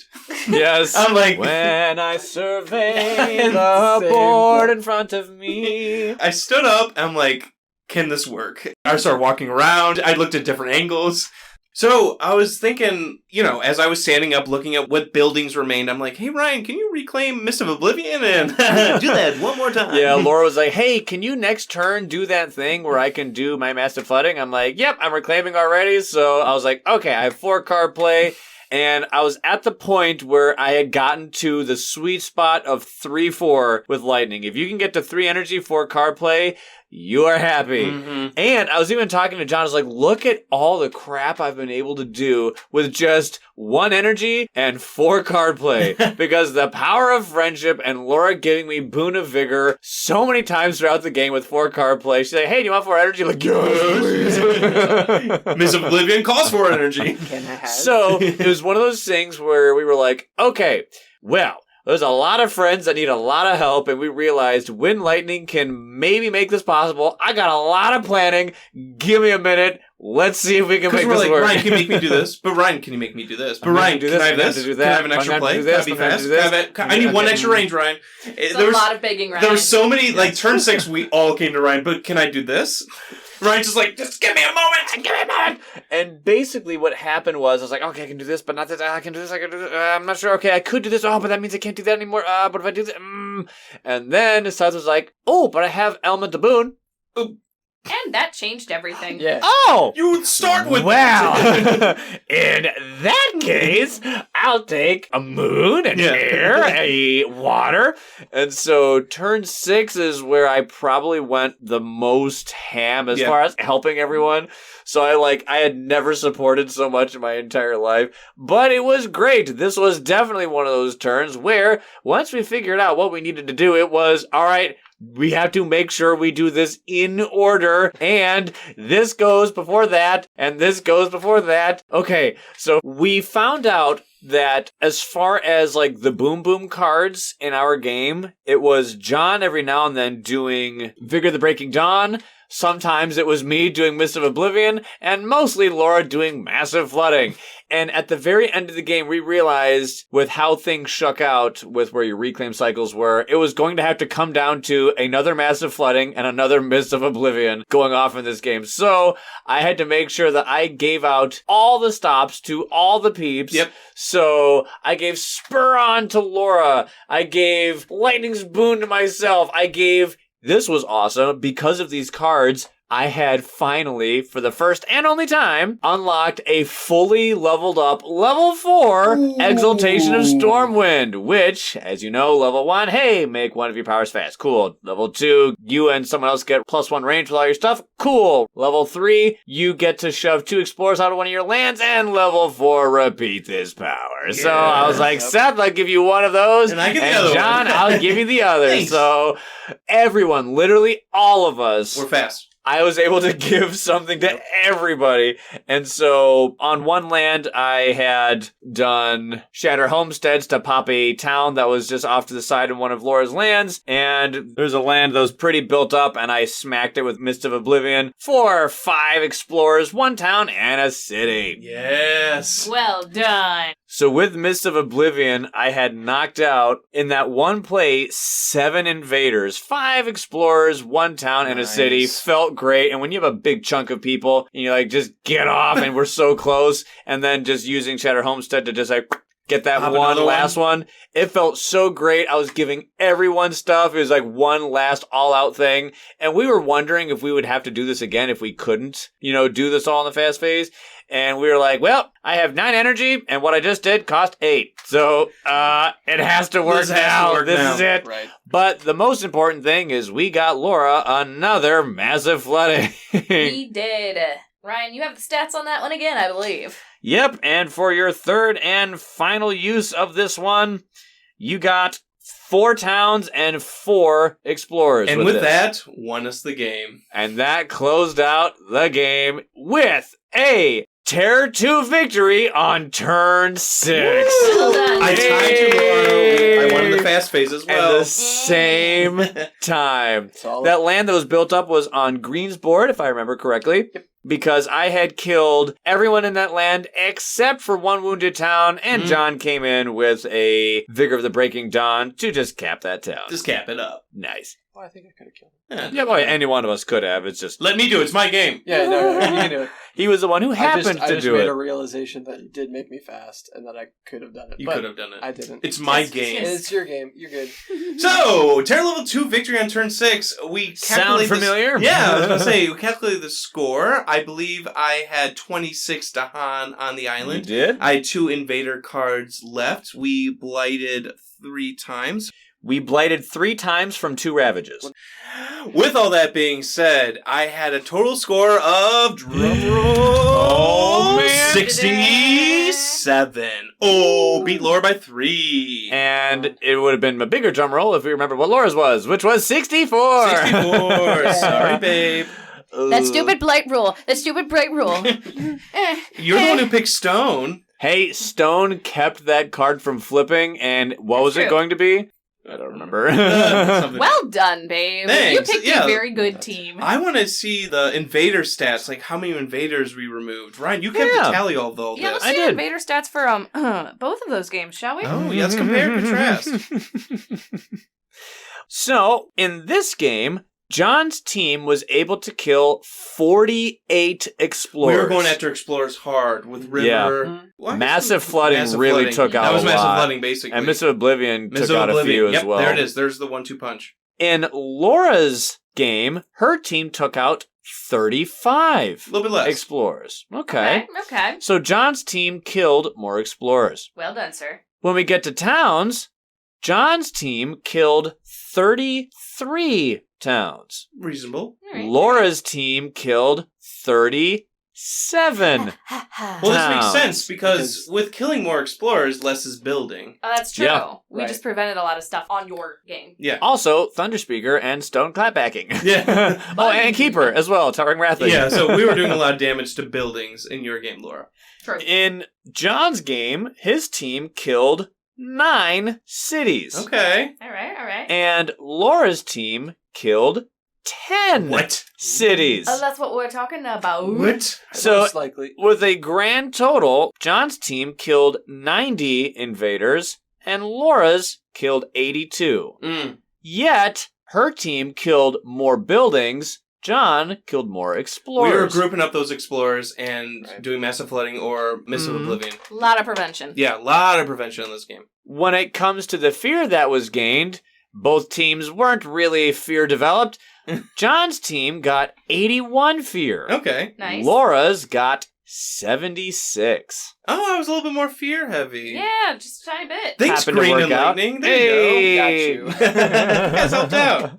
I mean, you do realize that when you're that close, a single lucky fear card Sure. or something like that, Yeah. or an event card could actually, sway that difference. For funsies, I also tallied up how many invaders were removed or dealt with or killed in some way, shape, or form from fear and event cards. Okay. In Laura's game, not too many. Just 8 explorers were killed. You had some bad luck with fear and events. The events really kind of screwed me over in a way that they didn't quite screw you over. They weren't as bad for me. I agree. It was weird. I remember they were really good for John, neutral for me, and they sucked for Laura. Here, honestly, and I'm asking this at the table, I didn't really think they were so bad this time. No, they weren't too bad. I The feel like events. they didn't really do much. Yeah, we Either kind of had way. some swings and misses. Yep. Especially with our prevention tactics. Like the jungle, for example. When it was the Dahan not participate in ravages, we only had 2 ravages happening. So really, we didn't have to pay It for wasn't so bad. That's It true. wasn't too bad. Most of our damage didn't come from the Ravage phase, so we didn't really care if it didn't quite happen. Mm-hmm. Yeah, so much of us were stopping builds.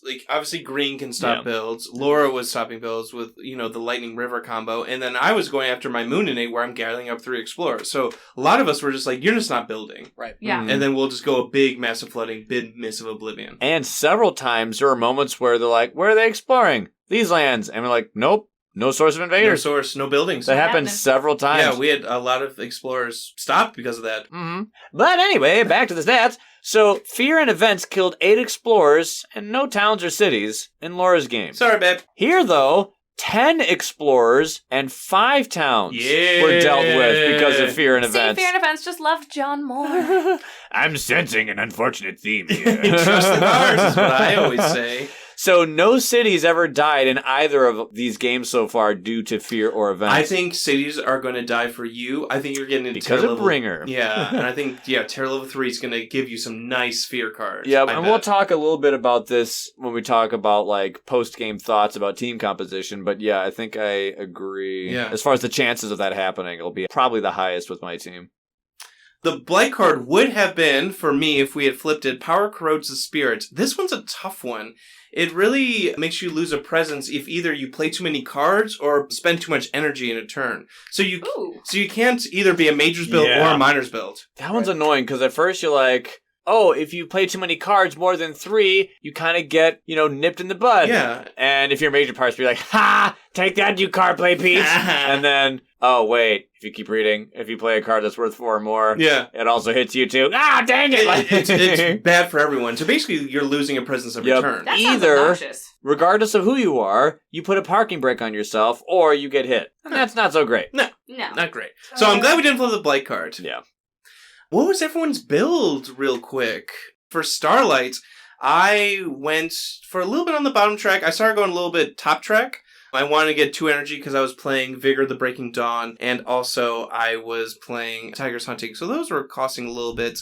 And then the third growth track down, sorry for those Starlight people, I picked that one because I could get an element, and then I could reclaim cards with it. So that's what I was able to do, but it was kind of a Majors build, Starlight. I was going after energy and then elements to support those Majors. And would you say it was mostly just how the game worked out, or was it like based on cards that you ended up drawing? Honestly, it was that one event where if you forget a power card, you gain 2 energy and move presence. So I'm like, I get a spike of 2 energy, I was going to get energy next turn, I'm going to go for a Major. That alone was enough to make you go for Major? It was enough. If I pulled bad Majors, I'm like, maybe I'll just save this energy. I'll do a Miner's build and play 4 cards or something.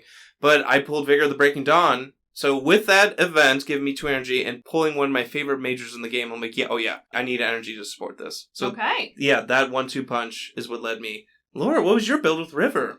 I went for the Alpha Gaming mansplaining build. No! But it was his game. I went for bottom track only. I think if we had like another turn, I was ready to start going for do another grab 1 from the top and grab 2.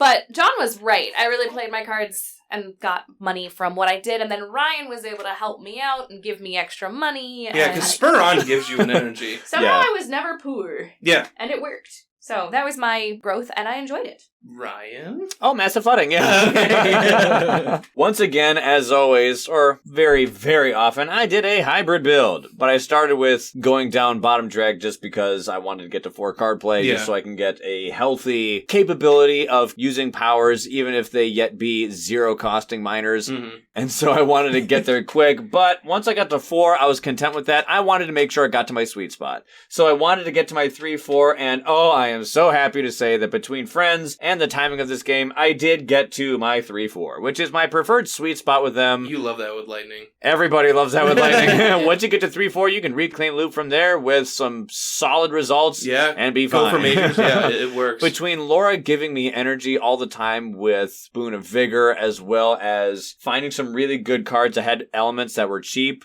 and being gifted elements. Oh my god! Yeah, you were in a sweet spot. And gifted presents. Mm-hmm. Oh, you were able to. Wow, Seth, really making us remember those presents. Absolutely. Remember what I did for you. Like I said, with the power of friendship, Lightning can do incredible things. Hey, I couldn't do any big plays, so I'm going to remember the small ones. Dude, Bad Scout was going off for you. What was Green's build? You fully grew? Cool. Actually, I didn't fully grow until the very last turn. Okay. I was kind of growing a little bit more energy. About halfway through, I was about 4 on the top track, 3 on the bottom track, and at that point, I kind of realized I wanted to focus more on the minor powers. Mm-hmm. So at that point, I was like, okay, I need more cards to be able to play. So I finished off the bottom track, and then at that point, I went top track. Because you were going full minor, so you're like, I might as well play as many minors as possible. Exactly. Yeah. Like the turn 6, I did my second growth option, which gives me another card play. I was going to ask your opinions on that, because that's the only character that has that. I loved it. Ooh, okay. Isn't it great? Turn 1 and 2, I had 2 card play, because that's what I used the growth. Well, I guess Fracture kind of does that. And then turn 6... Fracture can do anything. Fracture can do anything. That is why I love Fracture. Green. Back to green. Back to green. So I used the second growth option on the first 2 turns, and then the 6th turn, so I had 5 cards I could play. Wow! In the 6th turn. Yes, in the 6th turn, which was able to give out the elements, and all that fun stuff. This is why Boon of Vigor is so great, because you're like, hey, wait, did you just say that I get an energy for every card that I play? Well, let me go ahead and spike that by 1 real quick. How about another one? How about 5? Another one. Another. Because we talked last time about Laura's team composition, like how well they mended together. And this, I feel like this shows what I like and what I drafted my team comp. It was team support. It really It's was. time to talk about it. Oh my word, this was the most spirits. collaborative team I have seen in a long time. We're all, every turn, Wow. you get this, you get a present, you get Right energy, from you get the a card start. play, you get speed. No joke. Literally the first thing out of the gate, it was nothing but collaboration from start to finish. Yeah. Well, even you guys first turn were like, green's self-sufficient, we'll kind of leave you alone, and then we'll Trust collaborate me, we amongst knew you three. Green But then would be useful in this as soon game. as turn 2 happened, turn 2 and 3, at that point it was like even more collaboration, because we're like, oh wait, yeah, we need green to do this and do that. Oh, and then trust me. We knew Green was going to be very involved we need with the green support. in this game. please have fast, thank you. You're right. Every single turn, there are at least like 2 support powers going around. At least. Maybe, sometimes only from Wind Lightning. Without sarcasm, every single turn, somebody got Exaltation of Stormwind. Yep. Without fail. Yes, it's true that Thundering Destruction didn't happen every turn. It happened 5 out of the 6, but Exaltation of Stormwind happened every single turn. And here's the thing, it costs 1 air. It will happen every single turn. I think it was also interesting with all of that support. I felt like the borders between kind of like melted away sooner than I'm used to. Oh. Like, I got onto Ryan's board within the first growth because John moved my presence. And, but it really did kind of feel like John got over onto my board and we all left Seth alone, so that, that one didn't count. But I went over to Seth. Yeah, John helped me later in the game, and then Laura, you also were I going got to over start there working too, over there too, yeah. So it felt incredibly collaborative. It really did. One quick thing about travel. Did you use that Defend 1 at all? They have Defend 1? Okay. Oh, no. She was moving to Han a bunch with the She travel. was. Wait, are they Yeah. for real? Yeah, you get a Defend 1 if you have 4 to Dahan, you get Defend 1 in Atlanta. Oh. So that team composition Would was have been really nice good. to know. I liked this team for Brandenburg 6. I wasn't like drafting it specifically. Dude, 'cause this felt great. it felt good against Brandenburg, It right? felt phenomenal. So much like explore manipulation or town prevention. We This- felt scared during my game. Anybody ever feel scared during this one? This team was so much more cohesive. Okay. Oh my goodness, this one worked together so well. It felt like that. This one felt like you have the lesser known athletes who are working together more than the showboating all-stars who are all amazing. Mm-hmm. And yet, Good analogy. but here's the thing that's funny. Both teams won literally the exact same turn. In the Guys- same phase. But took different ways to get there. yeah. It was like the Cleveland Cavaliers before LeBron left, and then when he came back. Wow. Hey, sports. All of you European fans, you'll understand that one. But this one felt way cleaner. There was a lot less blight. Mm. Way less blight. We had 1 blight remaining on that card in Laura's game, and here we had 6 left remaining. Yet at the same time, Laura's killed way more buildings. Right. So that one, it felt like it was a dirtier slugfest where heavier hits were being received and delivered, Mm-hmm. as opposed to this one. But I also think that the roles were a bit more shared this time. Yeah. Think about it. Finder was doing just basically nothing but control. All I did was control his finder in that game. Stone was basically doing all that they could to just like Defense? stay alive. Yeah, kind of defense. Keeper was doing their best to do what they could, and basically Thunderspeaker was the embodiment of offense. And it worked. Yeah. But here, offense was split kind of between mostly River, kind of Lightning, Definitely a little Lightning, bit of yeah. Starlight. Fear was like, well, a little Green. bit of Starlight, a little bit of River, decent amount of Lightning, a lot of A Green. lot of green fear. Control was actually surprisingly a little bit of everyone. Yeah. Decent amount of Starlight. Yeah. A lot of River. Of course, River. So one thing that was funny was in the utility, everyone was being utility. yeah, Everyone. everyone. Boon of Reimagining, Gift of Proliferation, Boon of Vigor. Boon of Vigor, Lightning's Boon. everything I did. But it was so much more collaborative. It felt like a much tighter team that shared a bit more. Mhm. Yet, all those things that we're doing were just like little things. Here, you get 1 speed upgrade, you get 1 energy, you get 1 this. 1 extra card play. Right. Right. There, it was like, manifestation of power. 60 glory, damage. 60 damage. I'll say it, I Boom. liked the Slugfest better. It was more eccentric. That's what you like, It was in Laura's exciting. It game. was like, are we going to die? Yeah. Who's to say? No, seriously, I think it was more eccentric in Laura's game and more bigger, crazier things happening a fewer amount of times. Here, it was more often and smaller, but it was constant and it was everyone. Precise. It did. Surgical. It felt surgical, tactical, and yeah, I would agree. I would very much agree. Because I asked Laura, like, would you get anyone different? She said, she wished she had Ocean. I don't think I would swap anyone out. I don't. No, I wouldn't. I liked this team's This was makeup. really This was good. good. Yeah. He makes a good This was team. really good. I would say, for me, I haven't played many adversary matches. Yeah. This is the highest up until this point. It was level 4 in accident. Thanks, John. Ah, If you listen back to our The 6-player game. the 6-player game, you'll hear all about that. But, so, my highest experience was level 4. So jumping into level 6, I was like, oh, this Welcome to the big leagues. Yeah, here we kiddo. go. This is going to be fun, and it didn't feel much harder than a normal game. Like, it 'Cause just... this one wasn't. Well, again, the team makeup, it all worked. It really seemed like a standard game. Like, I didn't feel the pressure this time that, quick, we gotta go. In Laura's game, there was a moment in turn 2 and 3, I'm like, We might lose. oh boy. We might flip or the at blight least card. it's possible. The reality Yeah. of it was like... or at least, like, we're about to flip the blight card, and Right. that could make us lose. We got Right. some hair on our chests during that one. Speak for yourself. Brian doesn't need any more. I was stoned. I'm like... Blight's fine. Anyway, thank you all for, like, playing. This was a fun one. Oh, this was Yeah. so much It fun. was. And I liked, like we're all saying, how collaborative it was. No one's, like, fighting or keeping to themselves or only Right. focusing on their own board Mhm. or something. And that's like the best part of this game. There's a lot of games, I think you guys talk about this like in the first few podcasts, but there's a lot of games where it's PvP and there's some co-op, but this one's really like, you're so cooperative, like just the order of card play makes or breaks the entire game. Yeah. Like, Such a big difference. and it makes it so much fun, and the replayability, you guys talk about it all the time, is we could play the exact same game, same spirits, same adversary at the same level, and it would be an entirely different game, purely because What if of- we don't pull Spur on? Or Right. Nature's Right. Resilience? Or Elemental what they Boon? come What if those don't come up and we get something Right. else? Or what if they come up for different spirits? Yeah. Exactly. Yeah. Honestly, if I were to have a closing statement, it would be this was the best kind of game for me, the most enjoyable one. The one where we are just so involved in everyone else's stuff. John, you were on Seth's board. Laura was on mine. I was going to yours. Yep. We were literally gifting each other stuff every turn. single turn. That's not even a metaphor or a hyperbole. That was literally every single turn. Things were being shared, given, and we worked together so hard with this game.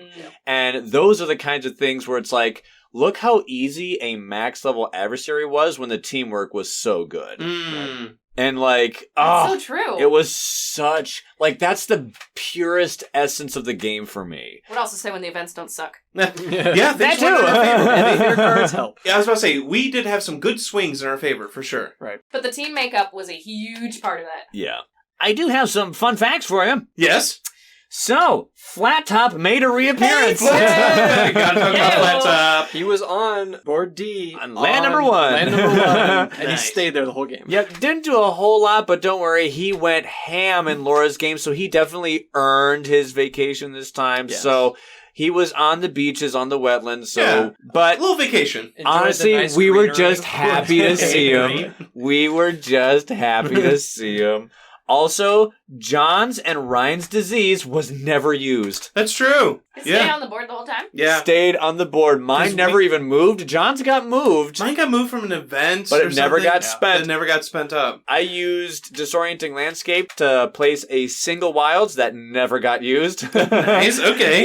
Yay, that's fun. And I also went and looked at the stats for Laura's plays of Massive Flooding, my plays of Mists of Oblivion, and John's plays of Vigor of the Breaking Dawn. You see, between those three powers, those were, in essence, the majority Of the destruction. of the Boom Boom cards. Yeah. And I kind of wanted to ask everyone what they thought their play or plays of the game were. In this case, it doesn't necessarily always come down to a single thing, but like maybe what were the top 3 best things that your character brought to the table? So I'll ask that after I talk about the fun stats of each of these 3 cards. So Vigor of the Breaking Dawn was used 3 times. John, your first time you used it, you got an explorer and a city. Nice. Your second time, you got one of everyone, a town, a city, and an explorer. And the last time, you got a town. Okay. So over the course of 3 uses, you killed 2 explorers, 2 towns, and 2 cities. Respectable. For a total Nice. of 6 fear and 6 invaders. I'll take it. Not Well bad done. for Well 3 done. uses. I'll take it, yeah. Not bad. For Mists of Oblivion, I used it twice. My first time I used it, I killed one of everyone, 1 town, 1 explorer, 1 city. And my second time, I got 5 explorers, 1 town, and 1 city. So I killed, all told, 6 explorers, 2 towns, and 2 cities. Ooh.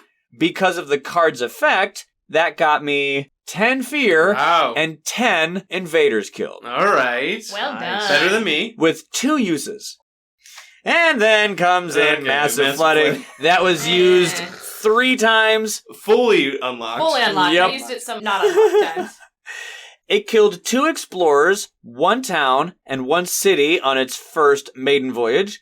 Later, next turn, it was used to kill 6 explorers, 3 towns, and 1 city. And the last time it was used, it killed 4 towns and 4 explorers. So, with a grand total of 12 explorers, 8 towns, Wow. and 2 cities, for 12 fear and 22 invaders Well killed. done, River. Yay. See, Travel River goes boom boom, Laura. So I'd like to talk first about my play of the game. Hey, yep. Ryan's brother Peter brought me a bowl of chips right when I wanted them. Nice. That was my play of the game. Okay. Nice. I don't feel good Good now. job, Pete. But, Mistakes were made. You've only had chips today. but at the moment, play of the game.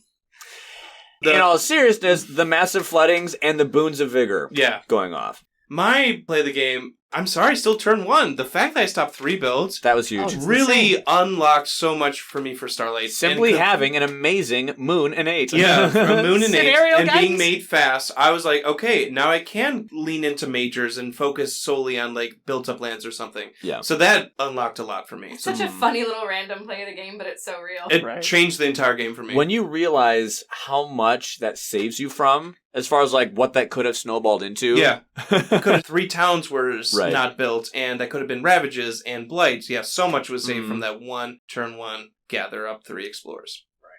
I think as far as green goes, my plays of the game are probably going to be just like the putting out the little fires with like bats, Yeah. scout. Bats and- was a good pull that for was you. a good pull. Just growing quickly, as green tends to do, Mhm. and then just being able to help out where others needed it, whether it's giving lightning elements and presence or giving Me presence, you well, presence yeah. and a couple elements. I think. Yeah. I don't know if I helped River too much, but River's fine. River's fine. She I had had. that covered. Yeah, Lightning, yeah. Lightning had that covered. So, but just being able to be kind of like that, putting out the little fires and be a little bit of a supporty character, Yeah. kind of a change of pace for me. So it was Nice. nice. Ryan? Honestly, much like with what you guys are saying, it wasn't like one big crazy thing. Yeah. That's Laura's job. But it was honestly like this spirit doing this spirit things. Green doing green things. Starlight just doing starlight things. Mhm. It wasn't like these crazy, ridiculous things that sometimes we have. It was like the consistency of doing this. Like when I think of green, it was like, no, I didn't see green ever go like, oh, look at this massive land wiping power. But just like holding them back and just nickel and diming. Town here, town there, City town here. here, city there. Like just one here, one there, 2 here, 1 there, but constantly. John, you doing the same thing with the tigers hunting. Yeah. And I could say the same thing with lightning. I would say in this case, there were 3 things that lightning was able to do. And they're not like really all that crazy. One of them kind of, and that would just be the 2 plays of Mists of Oblivion. Really good fear. Yeah. Using it twice, 10 fear. Not bad. We needed to get to tier 2. And, you know, like I said, killed 10 invaders with it. 6 explorers, 2 towns, 2 cities. Not bad. Mhm. That's not crazy, though. I think the biggest things were ironically smaller than that, but they were consistent. That was just team support. The whole time. I was Getting going to say, Spur. Yeah. Giving Seth speed upgrades every single turn. Giving Laura Lightning's Boon all the time. Spur on all the time. Just like, look at the support. your play of the Right. game was the wind innate. Was just the Honestly, wind. yeah. And just being wind. Just being wind Seriously. was your play of the game. The only other thing I would say, honestly, was between Shatter Homesteads and Thundering Destruction, but mostly Thundering Destruction happening 5 out of the 6 turns. Every time level 1, Destroying I buildings. kept popping the one town that kept showing up every time. It was like it never happened. And I remember, John, you're like, Ryan, that land's about to ravage. I'm like, what are you doing? Doesn't matter. Because I'm just going to, it says I can make an innate fast, so I'll go make Thunder Destruction fast. And boop, just get them. So like consistently getting those towns off and then just helping people. Honestly, that was the play of the game. Yeah. Helping people the whole time. And it was great. It was great. I mean, that's what's cool, that these play of the game, like, for Laura's play of the game, 40 damage in one land and 3 cities destroyed, but, like... And one bowl of chips.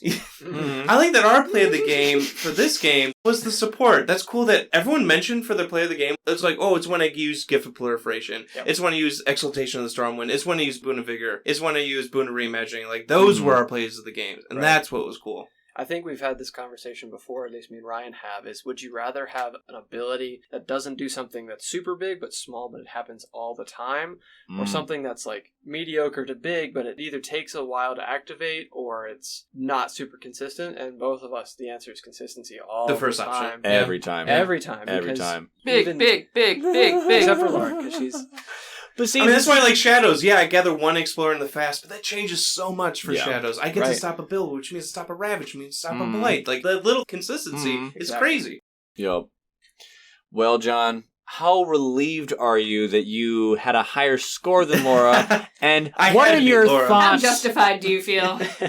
Well, here's the thing. Laura did set a really solid bar. Yeah. She won, period, and she did so without flipping the Blight card. Just barely. And we were like, that's not Right, that's not a negligible thing that you can just be like, whatever, and coast through. Like, you're gonna have to work to beat it, and you barely did. Yeah. When you realize how quick and how fickle scoring is, to be within 3? Yeah, it's close. Like, if it was like a 50 to 60... okay, or 67 to 50. All right, yeah, that was pretty, but no, like 64, 67. That's really close. Close. A couple Dahan. That's a few Blights. Like 3 the fear points. Cards killed, 5 towns? Yeah. That's 5 fear, and you were only 6 fear ahead of her. That's true. Right. So that's... Right. That's pretty big. And like, think about the Olympics. The gold medalist versus the silver medalist in a race sometimes comes down to hundredths, sometimes even thousandths of a second. Yeah. So, like, that's you are literally, even if you're the second place silver medalist, you are literally the best human in the world at this thing, except for one dude who honestly did it at the basic same time. You know what I mean? Ryan's being so nice right now. Watch him get, like, a score of 75. Bringer gets, like, 20 fear in one card, jumps 3 terror levels. He's going to say all that, and then he's going to Usain Bolt us. You're being so sweet right now. It's like, anyway, we're on turn 3, terror level 4. So my question is, John, what are your thoughts going into game 3? I'm happy with how my game turned out. I think the fear will really show how nice it is to have fear. Because it's the only team with the fear spirit on it. And early fears. Yes, we were all generating fear by turn 5 or 6. Yeah. Mm-hmm. But I like early fear because that gets you out of the terror level 1. At the moment, it's really interesting to see how each team has performed and the feeling that each game made me feel. Yeah. Laura's was a nerve-wracking slugfest, and it was kind of fun. This was a team effort, this game. What's that one going to feel like? I have no idea. Listen and find out. We're about to play it next. Yep. But until then...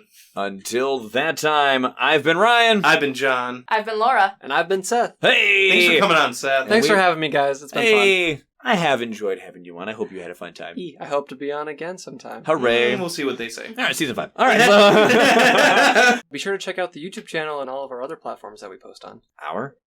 One of us. One of us. Which include Instagram and Facebook. And we will catch you all on the Flippity Flip. Peace out. Peace. Bye. Hey there, Editing Ryan here.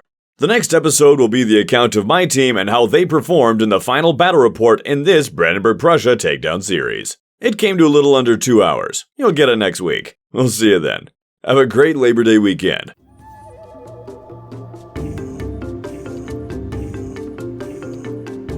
We appreciate that you took the time to listen to this episode of the Kindred Spirit Podcast. Feel free to interact with us on our socials. You can catch us on our Facebook or Instagram, as well as Board Game Geek, Reddit, and Discord. Consider supporting us on Patreon, where you'll get access to episodes early as well as our private Discord. Links to all of those will be in the description of this episode. Have a great one, and may the elements be ever in your favor.